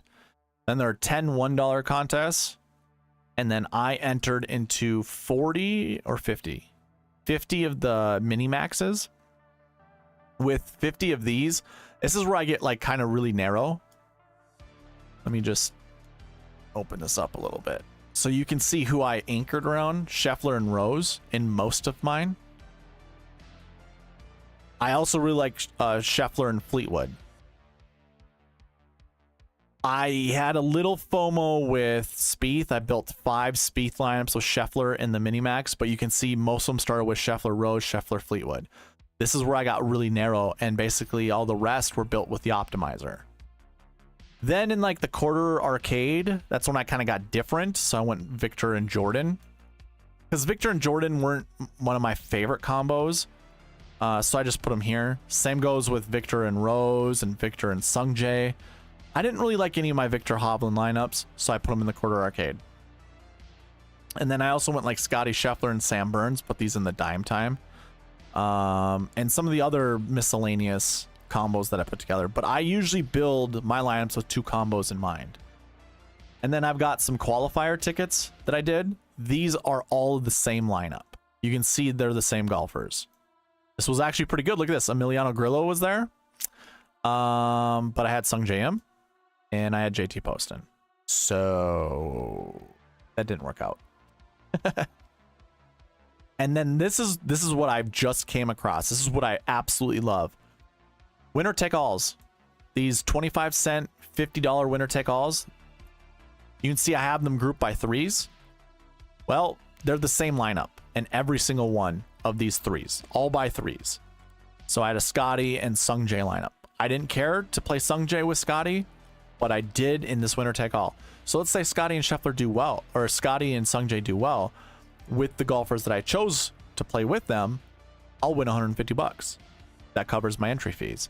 And I do that with every single combo. So I did another Scheffler and Im lineup to go with other golfers that weren't up here, just to try to spread out and see if I can actually, you know, hit one of these winner take alls. So another Scheffler Im, Hovland Im, Tony and Cam Davis, Scheffler Fleetwood, Scheffler Hoagie, Colin Rose, Max and Rose, Victor and Sungjae, Tony and Rose, Max and Sungjae. Remember, Scheffler and Rose were my 2 combos I was going to anchor around. These are all FOMO lineups, essentially. You know, like Justin Rose and Tommy. Like, that's a 9K to go with another 9K, I think. So this was more of a balance build. I don't like to do balance builds, but I'll put one in one of these winner take alls. And you can see all the different max combinations. Like, I max out. I just started this last week. I max out the winner take alls, and then I sort them by contest ID, so I don't get the same contest IDs to go with these lineups. Because if you put, you know, 3 lineups in the same contest for this winner take all, well, if that lineup hits, then you have a tie for 3 lineups inside. So you want to make sure they're in different contests. That's the other thing to go with doing it this way. And I have a process to do that, but I can't show you it right now. Because I don't have all my contests downloaded, and I'm not going to show you which ones I'm in, but this is what I had for last week. So there is a process. My whole goal is to win my money back that I put in every single week. So if I can break even, wonderful. If I can get, you know, close to like maybe 8%, 90%, something like that, then I'll do it that way. But that's how I build my lineups. Jim, you're welcome, by the way. I don't know if I said that with you saying thank you. And hey, in the trees is perfect. That's wonderful. That's easy. That's marketing, baby. Rom, Scheffler, Smalley, Eckroat, and Hoagie. Okay. I don't know if the optimizer is going to build that. 1, 2, 3, 4, 5. Hoagie. I bet this breaks it. That was my guess. It probably breaks it. Yep. So you can't do it that way, Joanne. Doesn't work. Can't go Scheffler and Rom. Not to go with the optimizer, but I can go ahead and put Hoagie in here and see what the optimizer will do. It's just going to be Rom, Xander, McCarthy. There we go, guys. We got Hoagie and McCarthy in our lineups. So that has to be an automatic save. Has to be. That one leaves $500 on the table, by the way, which is fine. Yeah, that's fine. I don't mind that lineup at all.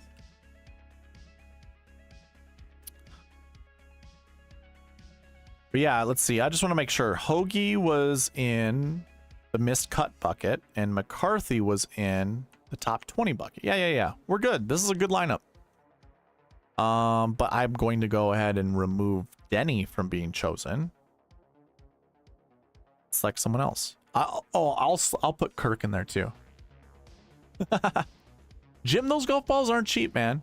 As much as I like the marketing part of it, they still need to be earned. You still need to earn them. Here you go, Joanne. Chris Kirk and Tom Hoagie. I didn't even have to put Kirk in here. We're anchoring around Hoagie, Smalley, and Eckroat, and now you got John Rahm and Rory McIlroy. I'm gonna save that one too. These ones will most likely go. Well, I can't tell you where these go. So if you didn't know, DraftKings has a TOS, terms of service. As a content creator, as a streamer, I can't tell you which lineups to put into which contests. And if I tell you which lineups I'm going to put into certain contests, then I break the TOS, meaning I could get banned. So I can't tell you where I'm going to. JK Lawrence, plus 32. Is that your handicap, bud? Do you need a lesson? I'll give you a golf lesson. Did any Texas boy do good except for Scheffler last week? I don't remember.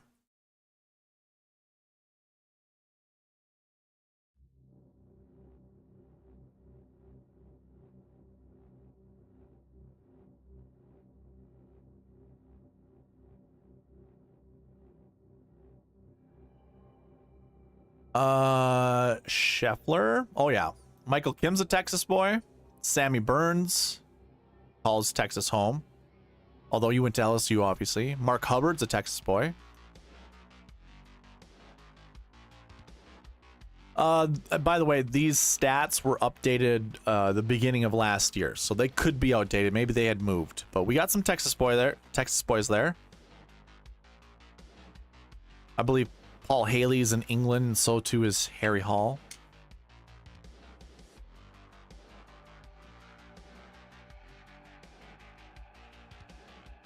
Is Haley from Dallas? That's cool. I didn't know that. I thought he was an English dude. Paul Haley the second.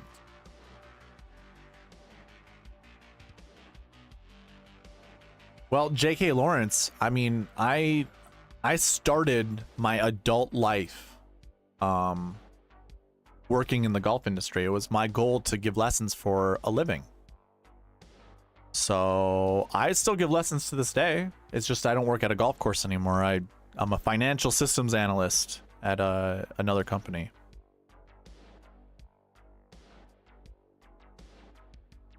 But I still give lessons. I still compete in golf tournaments.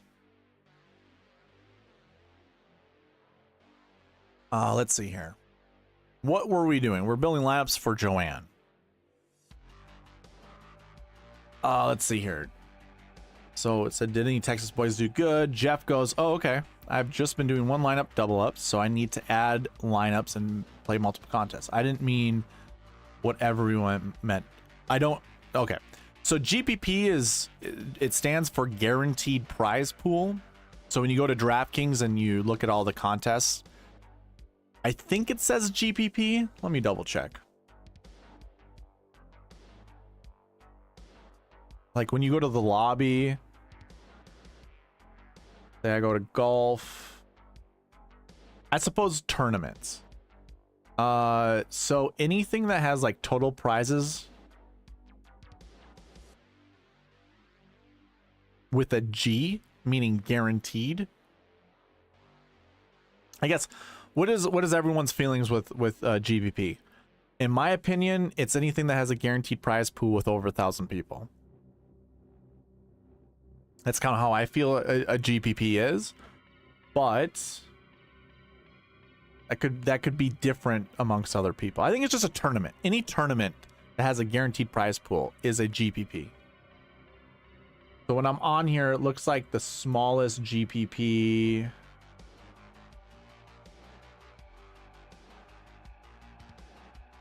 I get 10 people. There's a $20 winner take all for $175 to first. I didn't know that was a contest. Has anyone ever played in that one? 10 people for $175 for first? That kind of seems like a fun contest to play in. But yeah, Jeff, if you just go and you go to the lobby, you choose golf, click on tournaments, and then click on guaranteed. That's a GPP. Technically, that's a GPP.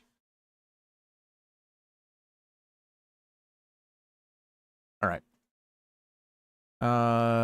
Need a lesson. Yeah. Hey man, you could send me video through Twitter or email. I can certainly give you little pointers here and there.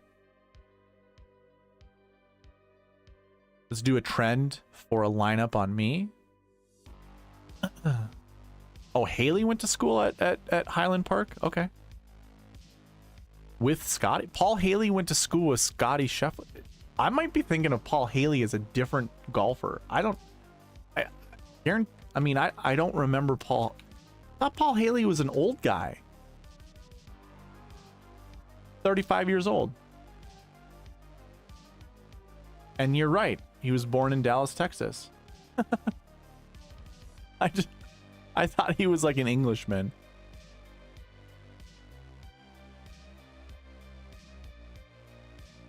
Okay. I just know not to play Paul Haley the second, but he obviously did well last week. Interesting. Jim goes, are you still a PGA member? Do you have AM status back? So neither. AM stat, actually I don't even know what the requirements for having your amateur status, but I play for money. So I compete in golf tournaments for money. And if you win, I think if you just declare, winning money, I think automatically it disqualifies you for being an amateur. However, I think you can win up to like $600 or $1,000 and still be considered an amateur, because those aren't like big tournaments or whatever. You can't make a career off of it, so there's no sense calling yourself a professional. But yeah, I haven't been in the golf industry since 2018. So it's been a while. I don't have any status with the PGA. Joanne goes, I have not had to put money in my account for 18 months. That's awesome. Jim goes, the Euro contests are GPPs with fields less than 500. Interesting. All right, Shot Like Hard, that's good. Hey man, I just learned something new. Paul Haley, 35 years old. Okay, Joanne. I like the lineup we just built. Did I save that? I did. Good. Do we want to do anything else? How about I lock in Kirk and see if it'll select someone other than Hoagie? It'll probably select Hoagie, but we'll see.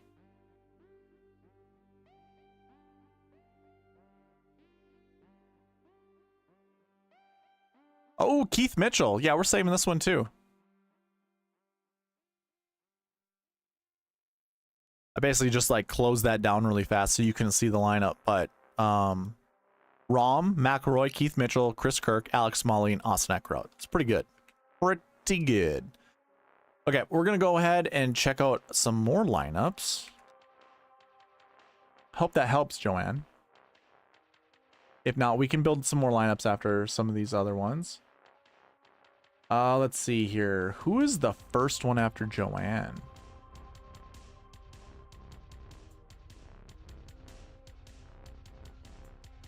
Gotta do some scrolling.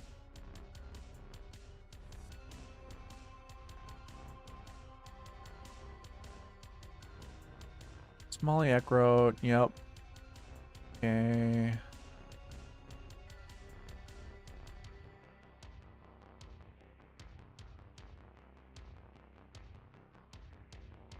Excuse me, everyone. I'm just trying to find the next lineup to build. Oh, you know what? I just got reminded. Can I show a chat that goes through here? Always wondering what I can and can't do. I guess not.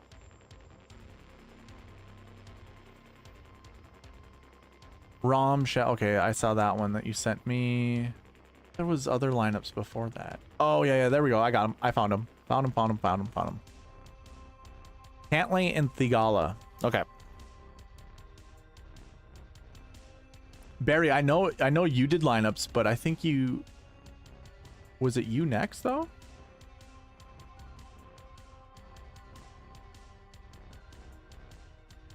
I will look.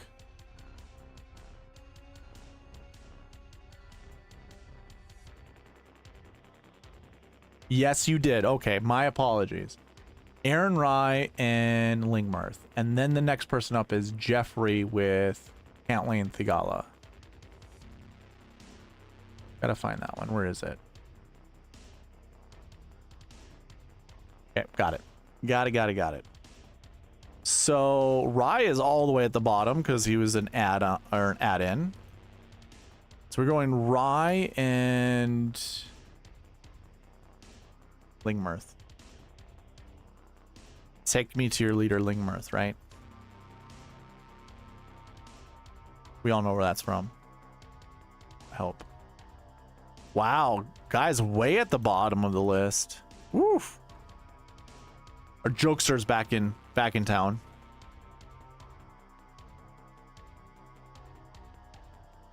That's a good one though. I'll give you that one. Oh boy. Here you go. So was it shot like Harden going with Rom and Cantlay? Because Rye and Lingmarth just go pretty good with Montgomery and Thigala. Do we... Okay, Barry, do we want Thigala? Who do you want me to remove from here? We can go Cantlay, Thigala, or not Cantlay. Well, who knows? Thigala, Montgomery. I mean, this is the Cantlay Thigala lineups that Jeff is looking for. Hey, this hits two birds with one stone.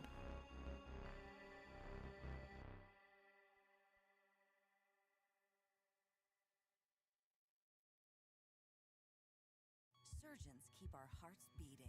They do the amazing, help save lives, and so can you.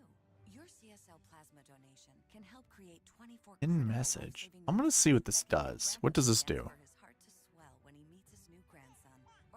Oh, cool. All right. I didn't know that's what you could do. Every plasma donation helps more than you know. Do the amazing. Help save lives. Awesome. I didn't know that's something I could do. And be rewarded for your generosity. Look at me learning new things. Can't do it from my OBS though. That stinks. Really don't like T-Mont though. Okay, yeah, shot. I was Rom and Cantlay.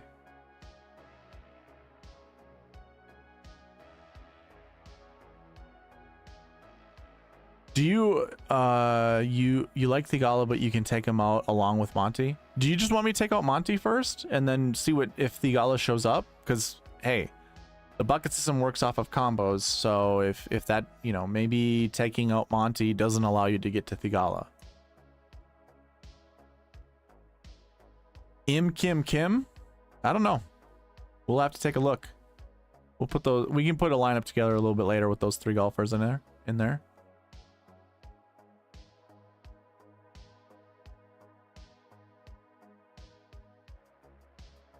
Okay, sounds good.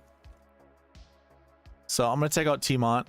I also do not like T. Oh man, I can't. Ever since the match play, I can't get that swing out of my head. It's like a nightmare every time I see it. So we replaced T-Mont with Benny Ann. Do you want me to remove Benny Ann from here?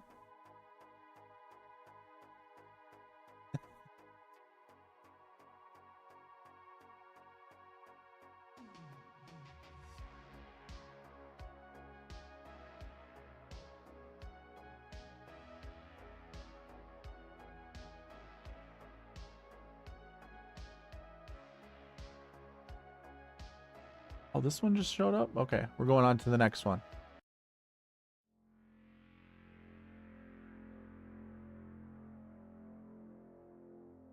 You can lock Rom, Cantley, Lingmerth, and Rye. Okay, so that's wonderful. I need to know who to remove from here because it'll keep selecting these two guys. By the way, I don't mind this. Sahith and Thomas Dietrich. I took out Benny Ann. And I did remove Benny Ann before.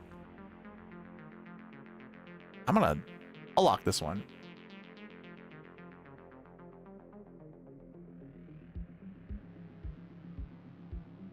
Going stars and scrubs and leaving $500 on the table, that seems kind of wild.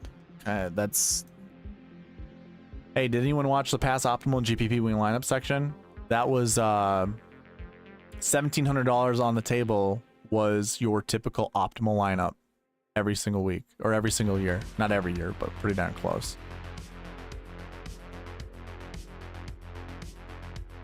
We'll take Theegala out.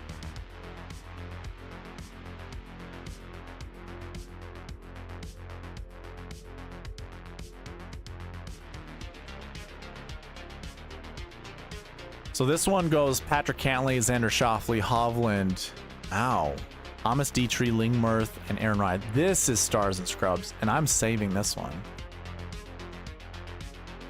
Damn, that is crazy. I like Hovland, so we're gonna mark this one red as in danger, look out.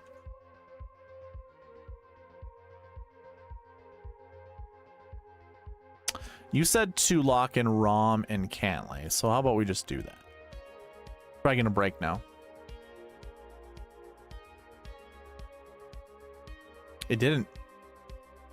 Tom Kim, Emiliano Grillo. Not bad.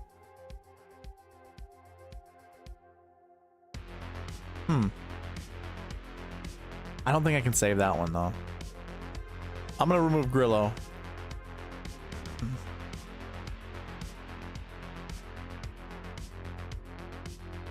I like Benny Ann as well. Ooh, I like this lineup. This is different. Adam Scott and Russell Henley.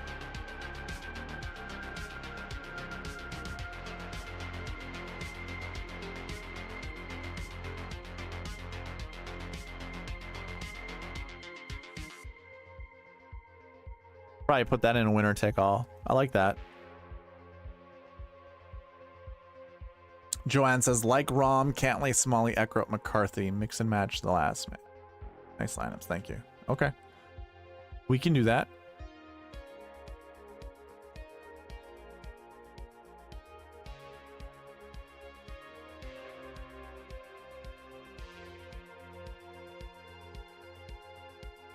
Ooh, here we go. This is a shot like Harden special.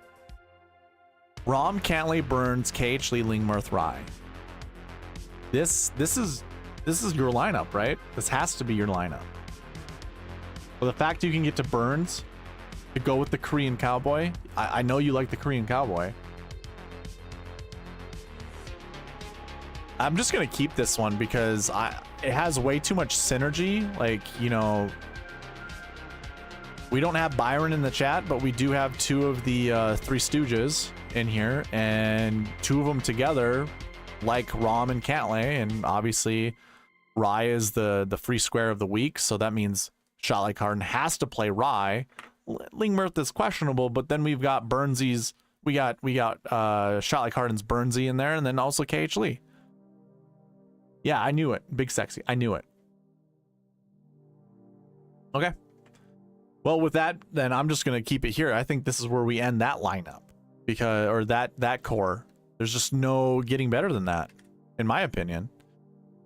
We're gonna go with the pinned message. Cantley and Theegala. We kind of already saw some Cantley, or some Cantley Theegala, but let's see what happens if we just put these guys together and have the optimizer do its work.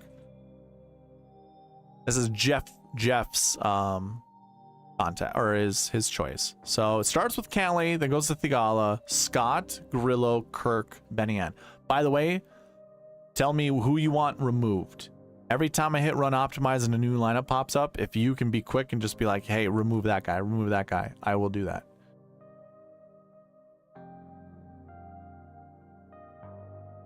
Jeff goes, what is good overall score to target each week? Are you talking about like this score down here? The metric down here? I don't think it really matters. The optimizer just selects what is the most optimal based off of the criteria that's in here to go along with the metric that you have here, and whoever you lock in. It really doesn't mean anything to me, honestly, that score. Good luck, Joanne.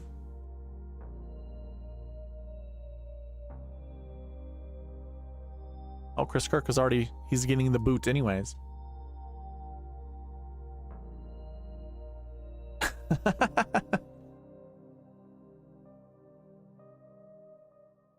Cantley, Cam Young, Sahith Theegala, Adam Scott. So I'm also not going to play any Cam Young.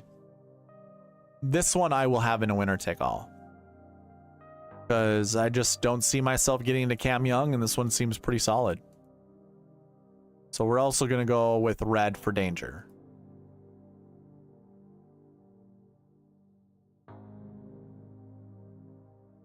We're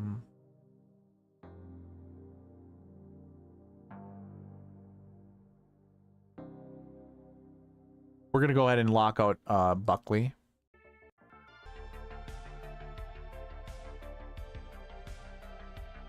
Yeah, I don't know about Scott Stallings this week. Does he have good course history? Does anybody know? God, did he disappoint me last week? Course history is okay. Not super great on bent. Didn't play well here last year. Yeah. Yep. Nope. We can go ahead and just sail on by this lineup.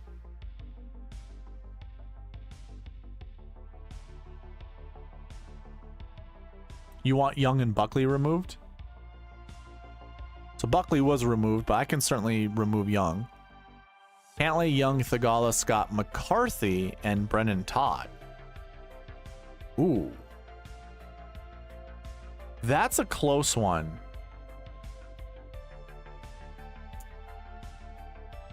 Oh, what was that last one I just saved? Scott, Hadwin, and Buckley. Yeah, I think that lineup's more disgusting than this lineup. But I like this lineup more than that other one. Okay, whatever. Sure. We'll try to figure out which one I like better out of these two later on.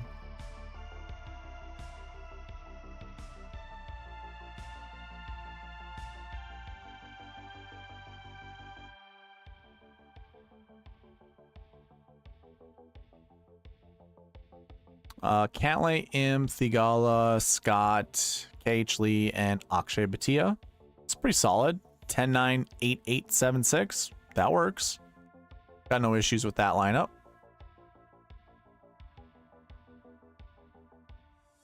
Just gonna go ahead and pin the next one from Dave.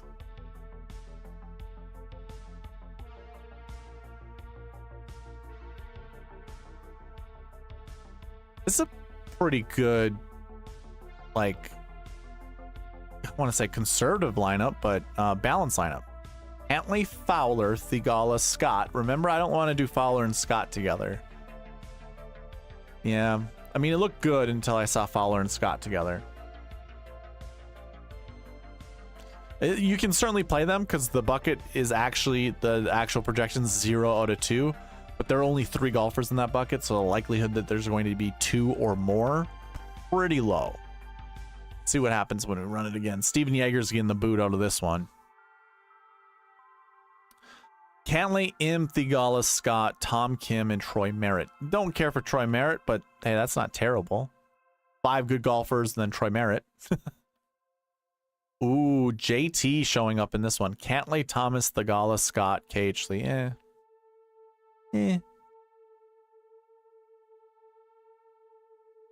Here's a different one. This is a lineup I don't think I would build, but it looks like Scott and McCarthy are showing up a ton with Cantley and Theegala. So if you like that core 4, not a bad way to build. I like this lineup a lot. Cantley, Theegala, Scott, Henley, Davis, and Hadwin. Yeah, that's pretty solid. I like this lineup a lot. Gosh. I feel like I'm saving too many lineups already.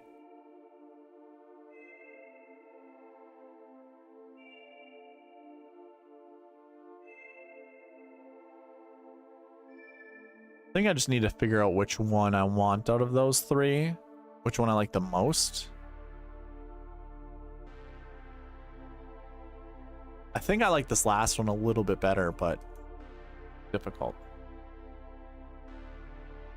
I agree. Hey, Shelly Carden, do you remember Troy Merritt getting a 10 on hole 18? I think he was leading round 1 or something like that until he had to play the back 9 of Pebble during the AT&T Pebble Beach Pro-Am. That was the demise of, I think that was the demise of Troy Merritt. All right, I think this will be the last one. Jeff, this one's okay. Seamus Power, that's different to go with JT Thomas. I think that's fine. Okay. Dave, I'll get to yours. Your lineup is locked. It's pinned up at the top of the message. I'm going through and pinning all the next lineups. So we will go ahead and do Cantlay and Hatton.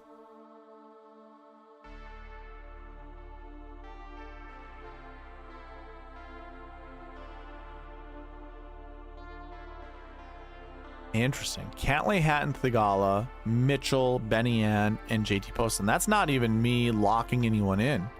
So Sahith Thigala shows up. It's a pretty solid lineup. 10, 9, 8, 7, 7, 6. We didn't even have to try.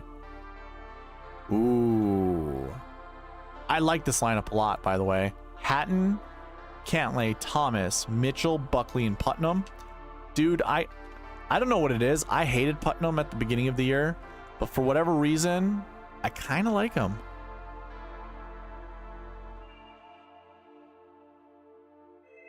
You know what I want to do? Actually do this.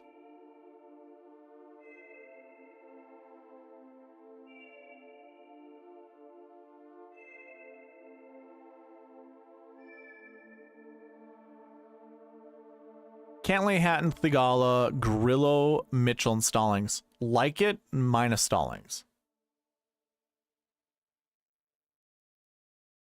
Cantlay, Hatton, Thigala, Mitchell, Cageley, Bramlett. Okay.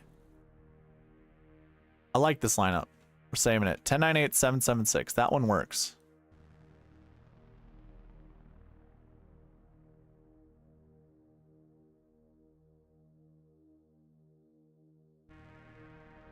No JT. That's right. You are the no JT guy. I like that lineup of JT, so I'm saving it for myself. You don't have to save it. Cantlay, Hatton, Grillo, Cam Davis, Keith Mitchell, Brendan Todd. That's a pretty good lineup. I like that one.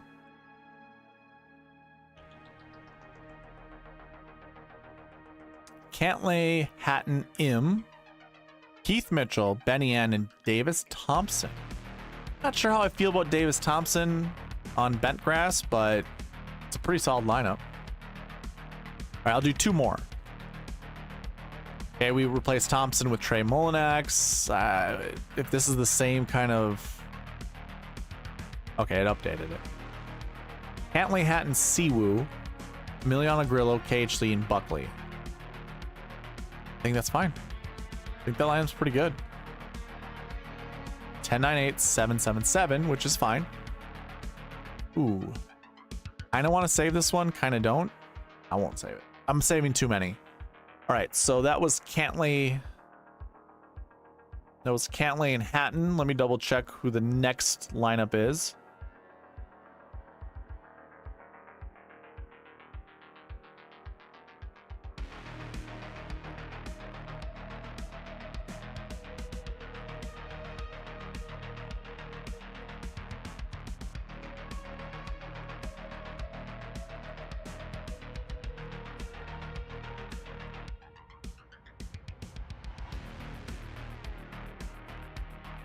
Oh, it skipped me all the way down.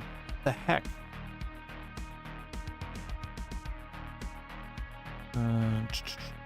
Sorry for the wait. Okay, we got that.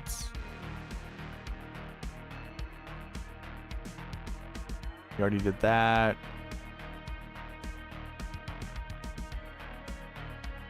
Let me do something for Joanne really quick. Let's see if this one, if I can do anything with this.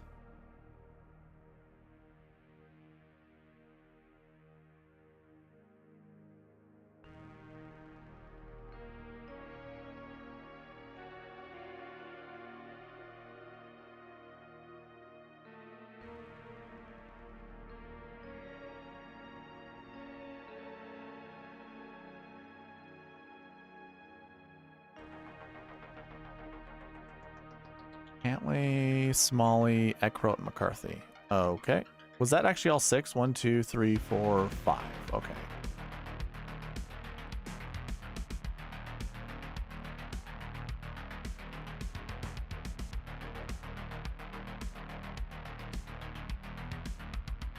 All right, let's see. Does it break the optimizer?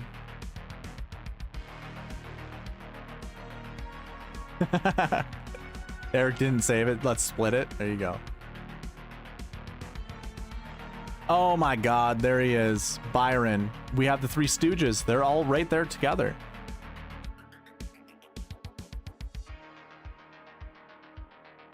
We have Barry, Shalek Harden, and Byron.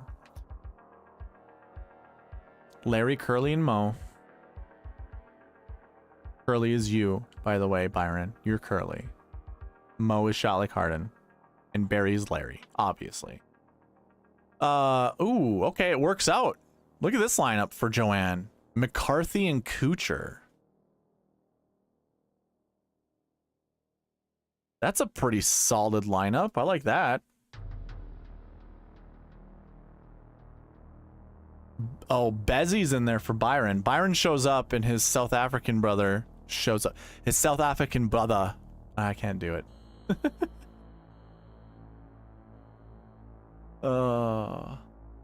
See what he's getting, what he's up to. I gotta write down your phrases, Byron. So I can get it down.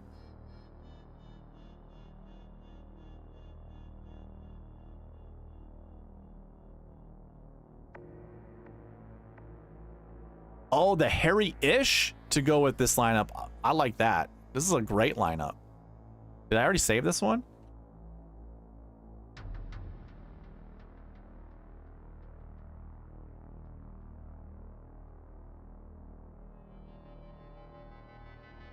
The big hairy-ish. Harris English. Did I save that one already? I did not. Alrighty. Gosh. Alright. I gotta stop doing these lineups because they're way too good. Alright. So that was Joanne's. I think that was her final one before she left. Shot, you asked me if I like Stevens this week. Yeah, I don't mind Sam Stevens. You know what? I have a pet peeve when it comes to golfers who don't know how to close their mouth anytime that they're on the golf course. Like, that's Sam Stevens. That's literally makes a putt. It's terrible. It's terrible. The Cootie brothers. I can't even do a Cootie. It just doesn't work. I don't have the same mouth, but it's terrible. Close your mouth on the golf course. Just close it.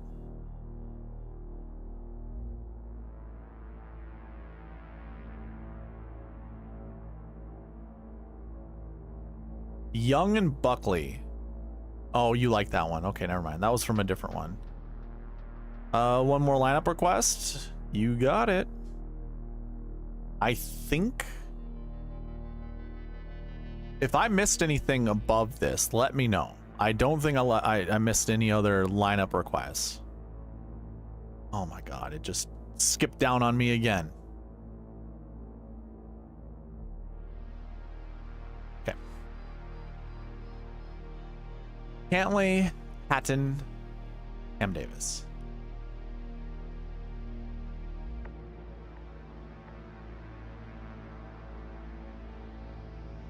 Cammy Boy Davis,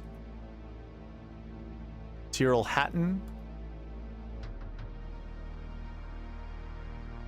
I actually don't even realize that but isn't like Lowry just like he's always like isn't he always like squinting? Yeah, I don't know. Yeah, screenshot that impression and then just don't ever let me live it down. It's actually like Dr. Disrespect's screenshot.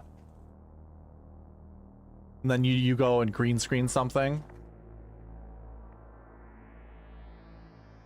Cantley, Hatton, Fowler, Ricky Fowler, Cam Davis, the Korean Cowboy, and Brendan Todd.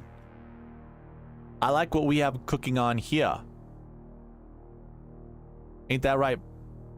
Oh god, I need catchphrases. I was just listening to your show and I was about to write them down. Lemon flavored lipstick. I don't even know how to do that one either. That's what we got cooking on here. I like this lineup a lot. I can't do it. I won't lie, Byron. I was driving to Appleton, Wisconsin this last weekend, and a good chunk of my car, I was like trying to have a conversation as if you were talking about golf. I just had your impression in my head. I had to try it. And I thought I was doing it good, or I was doing a good job of it, but now that I'm trying to apply it, it's not happening. I need to do some practice before jumping on.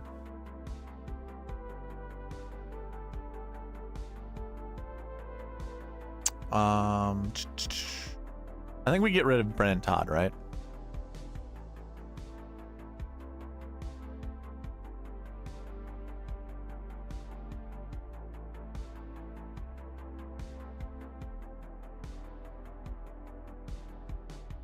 Yeah, I think Cam Davis's price is actually like right where it should be. I like Cam Davis's price. I almost wish it was like maybe $200 more, because then I think less people would play Cam Davis, but maybe not. I don't know. Cantlay, Hatton, Thigala, Davis, Hadwin, Poston. Don't really care for Poston, but not terrible. Hey guys, sorry got to run, but wanted to say hey. We'll listen in the morning. Have a great week. Hey Gabe, nice to see you. Let's hit a big winner. Changing Todd to Ryan, that last one. Yeah, that seemed... Yeah, that would have been fine. That would have been good. Cantley, Hatton, Kim, Siwoo Kim, Cam Davis, KH Lee, and Adam Hadwin. I don't really care for Adam Hadwin.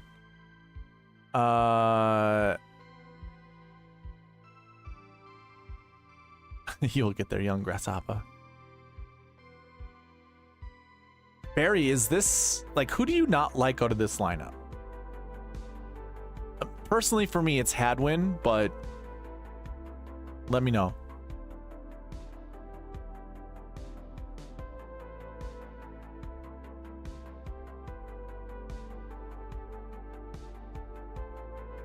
Hey Byron, you feeling pretty good? How many Daniel Berger cards did you get?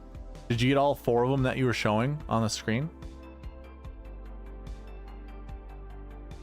I thought about like jumping. I'm like, nah, no thanks. Good sign of Berger coming back to like the US Open, but I couldn't get there. Or like $4, $5, that seemed pretty cheap, but I imagine I didn't even want to check. I assumed you probably grabbed them all. All right, I'm gonna go ahead and kick Adam Hadwin out. Okay. I just saw your chat roll in right when I said that. Okay, so we replace Hadwin with Harmon, and I just feel a little bit better than that. Do we like this lineup? Need a 6K? Okay, well let's make sure the optimizer selects a 6K golfer. Easy peasy. I grabbed a few a week or two ago and then 3 more today. Damn. I mean, hey, if he shows up and finishes top 20, you know that card's going to skyrocket up to $20, $30. As long as it's not like, he doesn't seem like he's doing worse. Hey, by the way, Byron, I got an email from someone who is talking to me about Rainmakers. He's the one that was like, you should get into this and do the sweet spot process with Rainmakers. He's like, the cards are losing value as the season continues. Is that something you're seeing as well?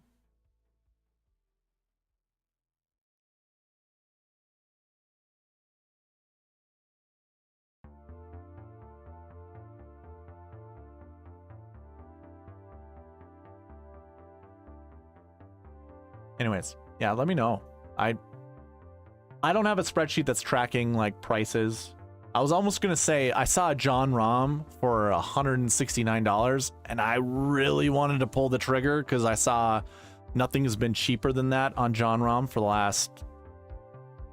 I guess I scrolled down some of the listing prices. I didn't see the dates, but it seemed like 200 was the going rate, maybe 220, but I wasn't sure.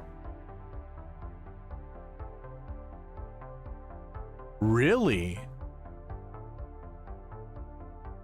So that's something we should anticipate then? Like, I remember Joel on your podcast talking about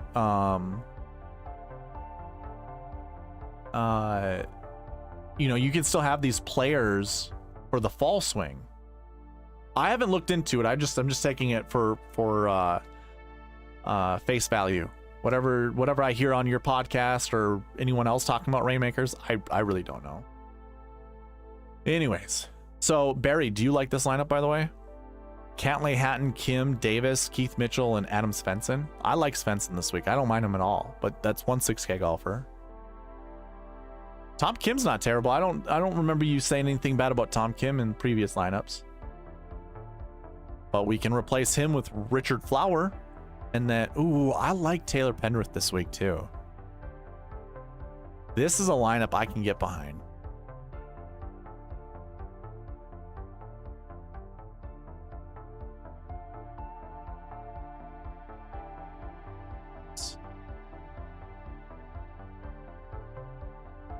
I like that lineup a lot.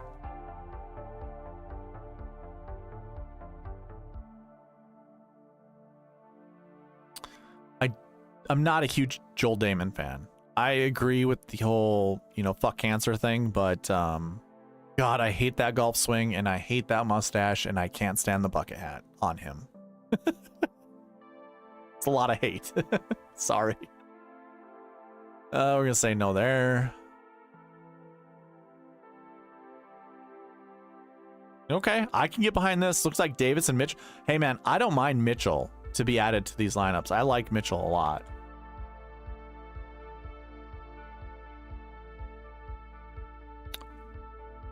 Okay, not terrible. I don't mind Adam Schenk, but I probably don't put Grillo and Tom Kim together, honestly. Oh, I can't stand Alex Noren either. Holy moly. I need more rares, just started Rainmakers. Yeah, so if it's going down $1 every single week, you know what might be more beneficial, Shot, is I was thinking about this when I was first buying cards, basically looking at future tournaments. So like the 3M Open, the Rocket Mortgage Classic, maybe the Travelers, definitely those three tournaments, maybe the Wyndham, and just seeing what players have committed to those, if they have already, or from last year, who's still in a PGA Tour member this year, who had played in those events. Those would be cards I'd probably target, like, you know, decent enough players. So you can always have like a contest in the rare a lineup in the rare contest. Because I don't want to spend, you know, for this season, I don't want to put a lot of money down on Rainmakers.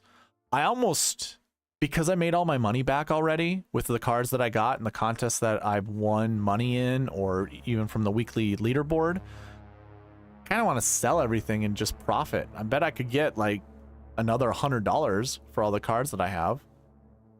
And I basically just made $100 just for participating on Rainmakers. But I also want to play more contests because they just seem like free chances to win money, essentially.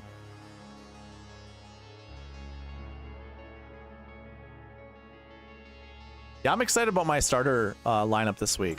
I've got Rahm as my main dude, so I'm gonna captain him and see what goes on. I like this lineup a lot, by the way. So Barry, here's another lineup for you: Cam Davis, Mitchell, and Mackenzie Hughes. I can get behind Mackenzie Hughes this week.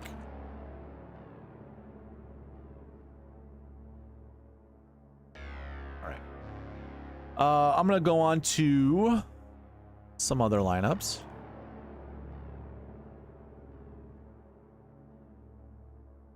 Oh, Dave S. He said add Straka. I'm so sorry, Dave. When I was building your lineups, I didn't see that.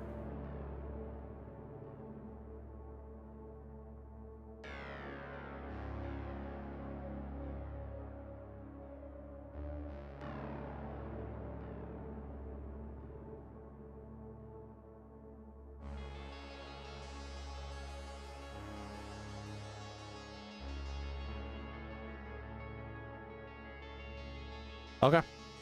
Yeah, and Scotty's a great captain too. Dave, are you still in the chat, by the way? What was you said lock Cantlane Hatton and then add Sepp Straka to it? Okay, let's do that really quick. Cantlane Hatton and lock in Sepper.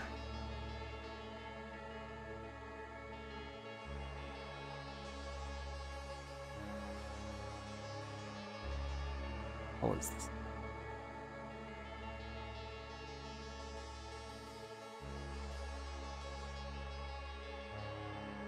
Let's not say we did. Oh, Bo Hosler makes me feel nauseous. Ugh.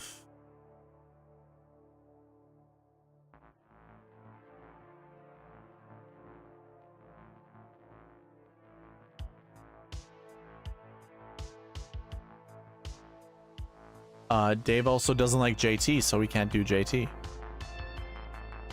Jati.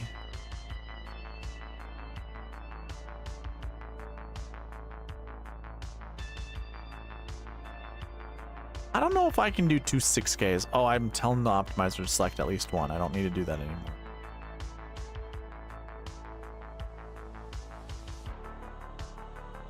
There we go. Grillo might not be the choice for me, so let's see if I can do one more.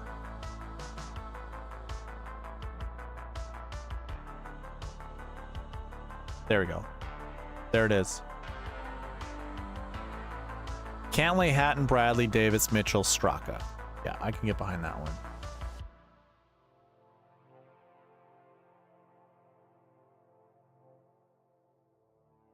Yeah, something with Sung JM. I agree. He never misses 2 cuts in a row. I didn't really pay attention to how his round of golf went last week.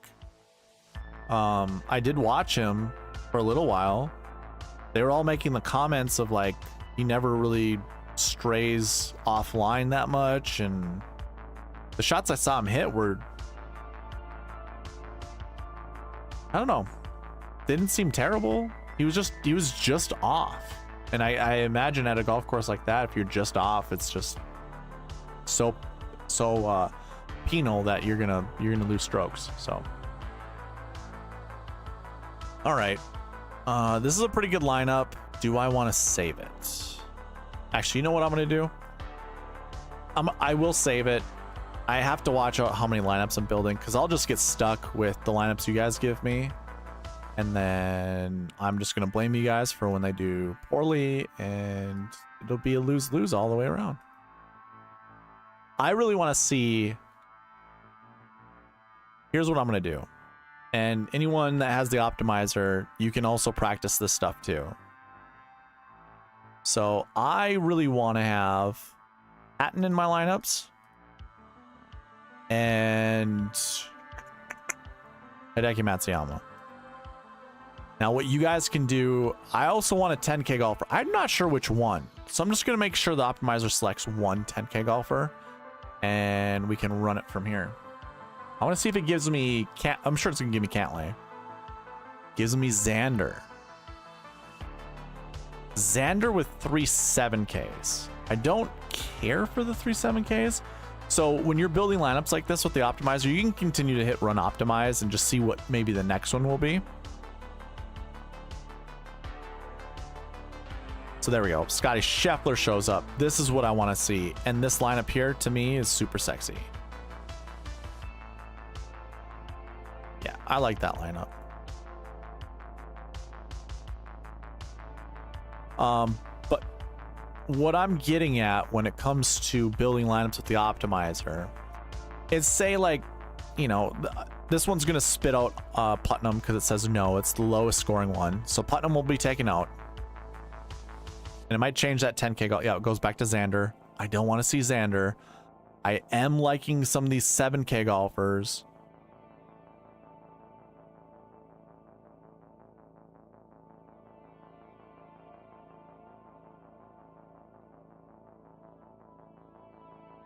Okay. So here's what I'm going to say. So if Xander continues to show up, which he's doing when I anchor around Hatton and Matsuyama, what you can do is just go, okay, I don't want to see Xander, but obviously I'm telling the optimizer to select 110K. So this is a way to circumvent that issue. So we'll see now, does it pick Cantlay, Rahm, Scheffler? Goes with Rahm. Min 6, I know Lingmirth is one of Barry's guys. I don't personally want to go with Lingmirth. Nor do I want to go with Stallings. That's close. That's close. Ooh, Harmon is iffy. I don't really care for SH Kim though, or Hadwin. Here we go. This is close. I like seeing McCarthy, but the fact is now that I see it, you know, we talked about McCarthy going with like Scotty Scheffler or Patrick Rogers, because Patrick Rogers missed a cut last year. McCarthy was top 10. So this one, I kind of want to pair up with a 5. So like English would be okay. Kitayama would be, we don't want that. Hoagie, I think, was one of the guys that we thought about playing. Seamus Power and Patrick Rogers. So I could do this. Oh, hey, McCarthy and Patrick Rogers are playing together. So maybe that just automatically disqualifies. How about this? We go Hoagie and McCarthy. Can we do this? We're going to have a really low 6K golfer. Davis Thompson. $6,100. Ooh, that is not... That is no bueno. I don't think I can do without Schauffele. I think I need, if I'm going Hatton and Matsuyama, I have to go with Xander Schauffele.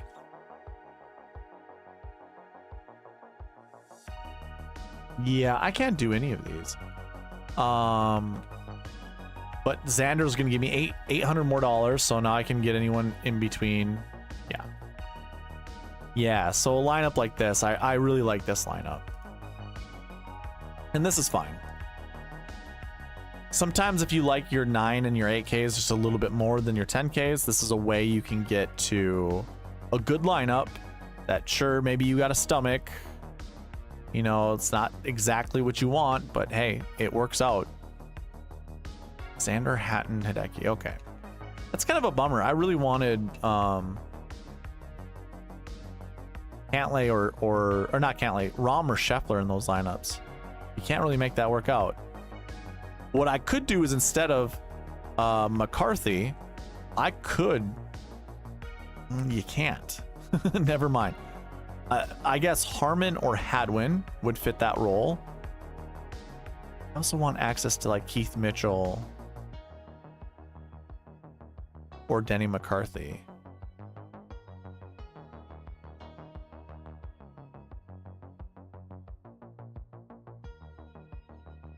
That sucks, man.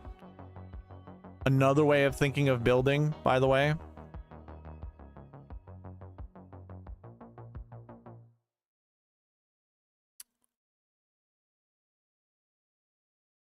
Sucks.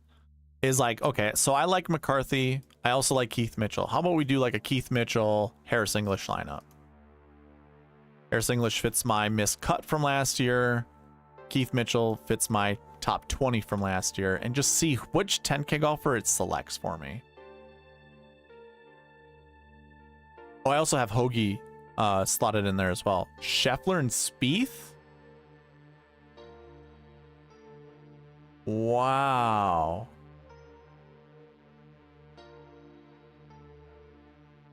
This is a pretty good lineup.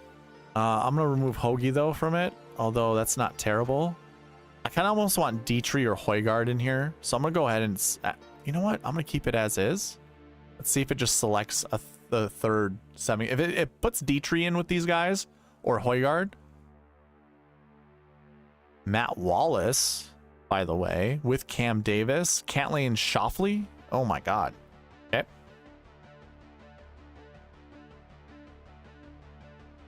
Oh, Byron, thank you very much, by the way. I appreciate that. And Charlotte Carden, see you later, man. Good luck this week.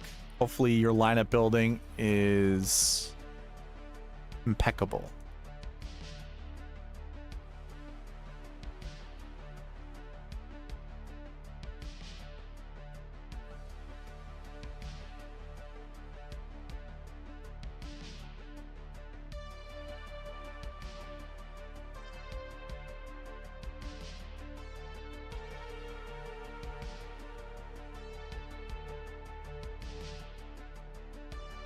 Ooh, Steven Yeager. That's a close one. I guess that is a European, technically. Rahm and Spieth to go with Scott. Yeah, I like that lineup a lot. Yeah, oh my gosh, this is so difficult. I'm seeing so many good like lineup builds currently that I can't not have.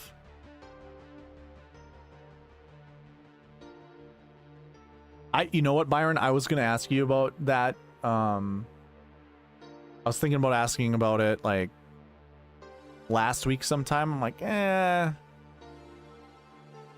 not that like you and I wouldn't help each other out, but I'm just like, I don't know how deep I want to get into Rainmakers, but I kind of wish I started spreadsheeting the Rainmaker stuff, because it seems like there's a lot of money you can make in Rainmakers. Cantlay, Schauffele, Mitchell, English, Cageley. Yeah, I don't care for that. How about we tell the optimizer just to select one 10K and that's it. I don't want more. I don't want two. Cantlay, Thomas, Scott, Mitchell. And I don't really care for Riley.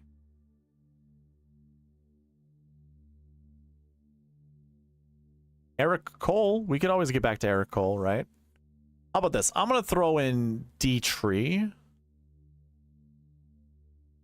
I also might try it with Højgaard, Nikolai Højgaard. See which 10K golfer shows up here. Schauffele, Spieth. Matsuyama, though. Okay. So it looks like I could probably do two 9K golfers. What if I remove the 10K stipulation? Do I still get a 10K or do I get two 9s? Still 10K. Okay. Well, if I say no to Xander?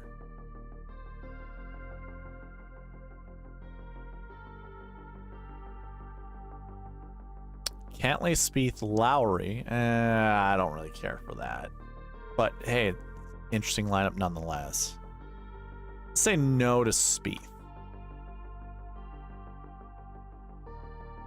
Byron, we have not. I can put that in here. Oh, I'm not doing Thegali, or I'm not doing Morikawa either.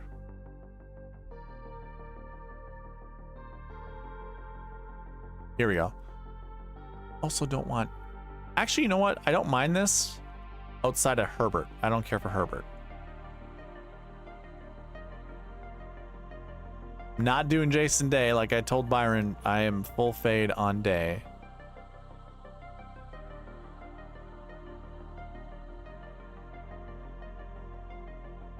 I don't care for that either. Most of you guys are like, what? Okay, and then it breaks. Okay, so I can't do that. What about Højgaard? In the same buckets? No, he is not. Yeah, I'll do that, Byron. I was kind of just messing around. Yeah, and this breaks too. I bet, does two 10Ks help?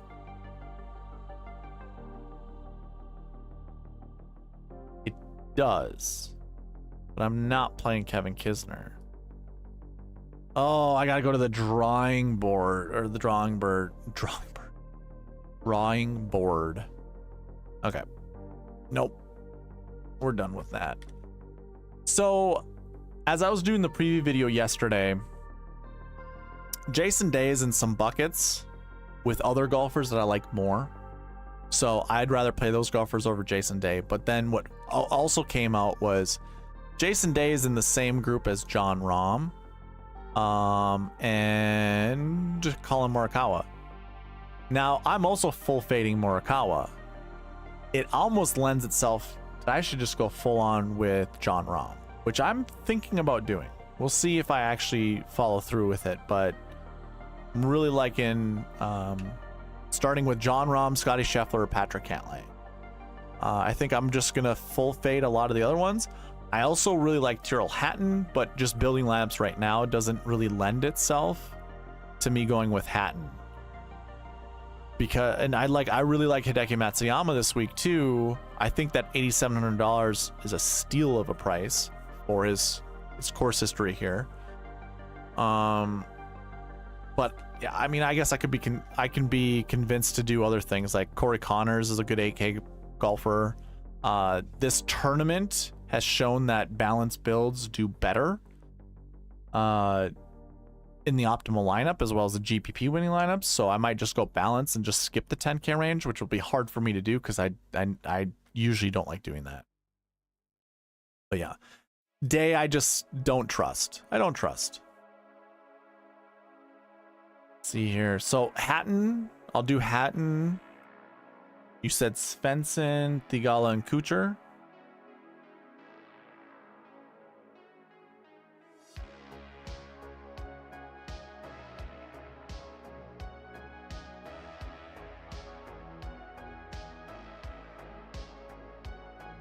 Probably gonna get off pretty soon.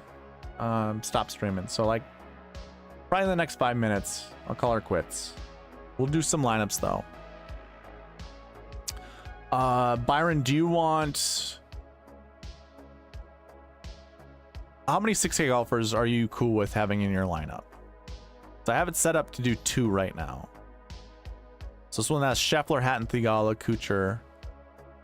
Well, this is also another one. This has Matt Wallace in it. I think you were saying you like Matt Wallace. Was it you, or maybe it was a different podcaster? I like the Scheffler start to go with Hatton and Thigala. Danny Willett. Rahm, Hatton, Thigala, Kuchar, Davis, Riley, and Svensson.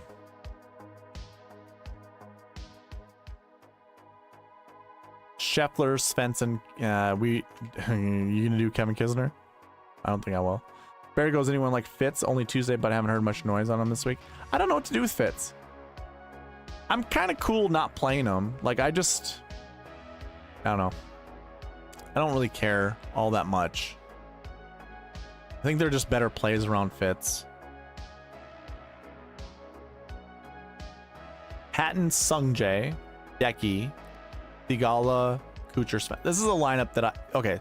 Yeah, so I'll do this. I'm going to save this lineup because this is what I think will do well at this tournament. We'll make this yellow for balanced. But yeah. Hatton, Im, Matsuyama, Thigala, Kuchar, Svensson. That seems pretty solid. Svensson will get the boot. We locked in Svensson. Never mind. So we need to kick out either Matsuyama or Sungjae. Who do you want me to kick out? Hey Ryan, what's going on, man? I can do that. We'll do Rory, Thigala, and Harman. Okay, minus Sungjae.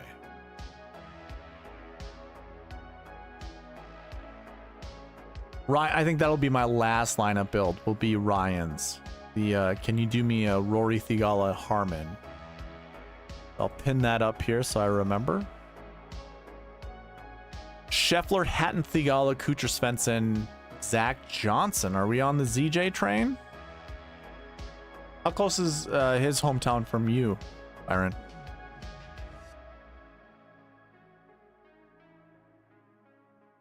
I think he's from the Quad Cities, I believe. I'm just kind of rapid firing some of these 6K golfers I don't care for. Okay, this is another lineup I can get behind. This might be my one Morikawa lineup, honestly. This one's solid.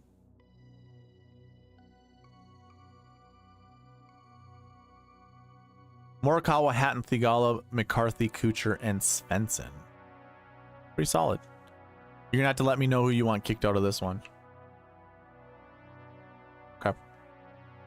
You have a tornado warning, by the way? I think I heard you say that. Just nonchalantly in your stream.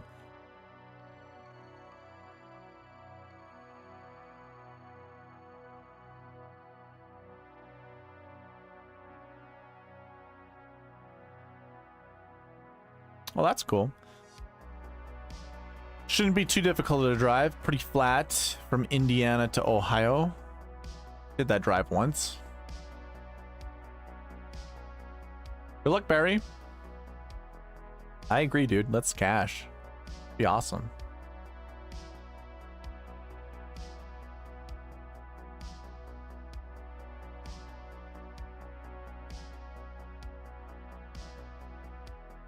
Oof, Colin. What does that mean? Does that mean like, no? Are we going,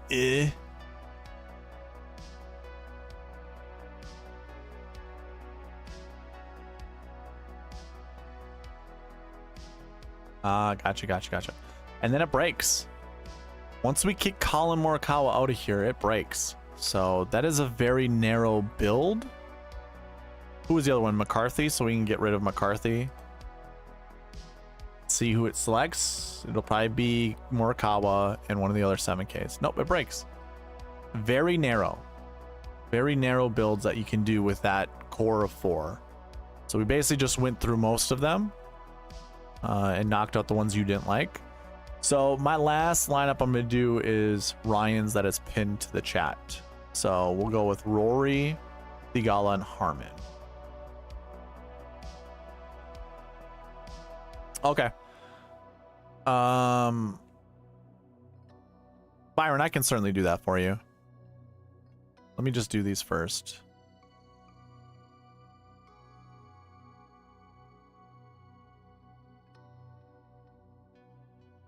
All right, Ryan, I'll build you like 7 lineups. Someone's not terrible. McIlroy, Cam Young, Thigala, Scott, Harman. Not terrible.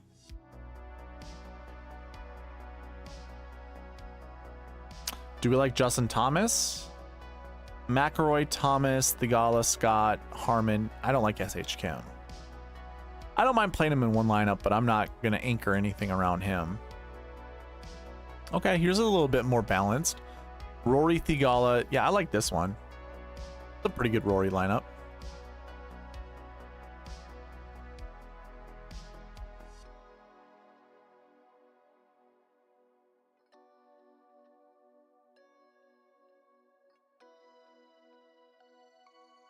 I'm also super delayed for some reason, so my stuff is getting too late. Don't worry about me, buddy. Don't want to keep you longer than you need to be. All right. Well, I can build these lineups in private. I am going to head to bed early. I had a long weekend. Didn't get a lot of sleep last night. So you can't really tell, but man, my eyes are super heavy. I don't care for this one. Ryan, this is okay, but I don't really care for it.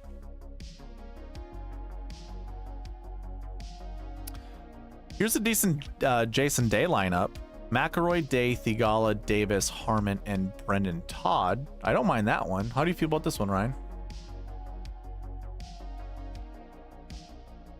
I like Cam Davis in it. Another good lineup. McIlroy, Burns, Thigala, Kirk, Benny Ann, Brian Harman. I like that one too. Get you 2 more, and then I'm going to call her quits. McIlroy, Cam Young, Sahith Thigala, Adam Scott, Brian Harman, and Eric Cole. That's not too bad. I don't mind Eric Cole in this lineup. You're getting a lot of variety with your 3 here. I like building lineups like that where it just like diversifies every single time that I hit run optimizer. So like we saw JT, Cam Young on this one. I already forgot who the last golfer was that was in that second slot, but it's pretty good. Cam Davis was up there. All right, Byron. Yeah, we can chat tomorrow. McElroy, Young, Thigala, Tom Kim. Here you go, dude. Another. Like, now we put Tom Kim in here. You have, so far, I think you have the best combo of players to put together just for lineup building purposes. Like, even this. I don't like Lingmerth that much, but it still works out. I said 2 more, but I think the fact that these lineups look so good, I just want to keep building. McElroy, Thomas, Thigala, Scott, Harman, Wallace. That's pretty good. Replace Harman with, or Wallace with Willett. Right. Okay, so we're kind of stuck on this low 6K to go with those 5 golfers. Interesting.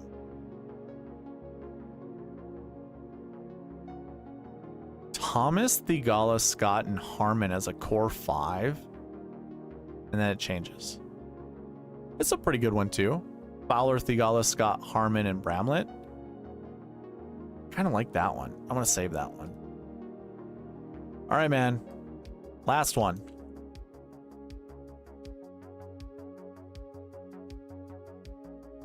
Very intrigued by these lineups. That's why I kind of stayed up doing more of these. Oh, we're not ending on a Kevin Kisner lineup. No, thank you. Oh, no, not these. Come on, give me a good one. One more good one. I don't mind MJ Duffy. I think this is a decent lineup.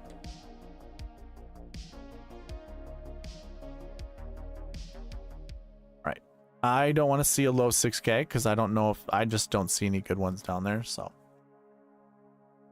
last one. Last one.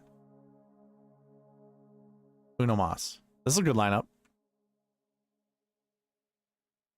And it breaks. Okay. Well, we had some good lineups. Unfortunately, it broke. I don't know if that's good or bad. Here's the most optimal lineup without anything in there. Actually, that's not true. Let me go and do this again. So this is a 1. This is a 3. Okay. Here's the most optimal lineup with no changes to the conditions. Starts with Cantlay, Sung Jae, Adam Scott, Tom Kim, Benny Ann, and Adam Svensson. Pretty solid lineup. That's with me not locking in anyone. That's just letting the optimizer do its thing. So if you believe in it, there you go. Put it in all your big contests. But that is going to be it for me. See you later, Byron. Cheers to you as well. Thank you all for watching. Please leave a like on your way out and leave a comment. Let me know how it goes. And I'll see you in the next one. All right, bye.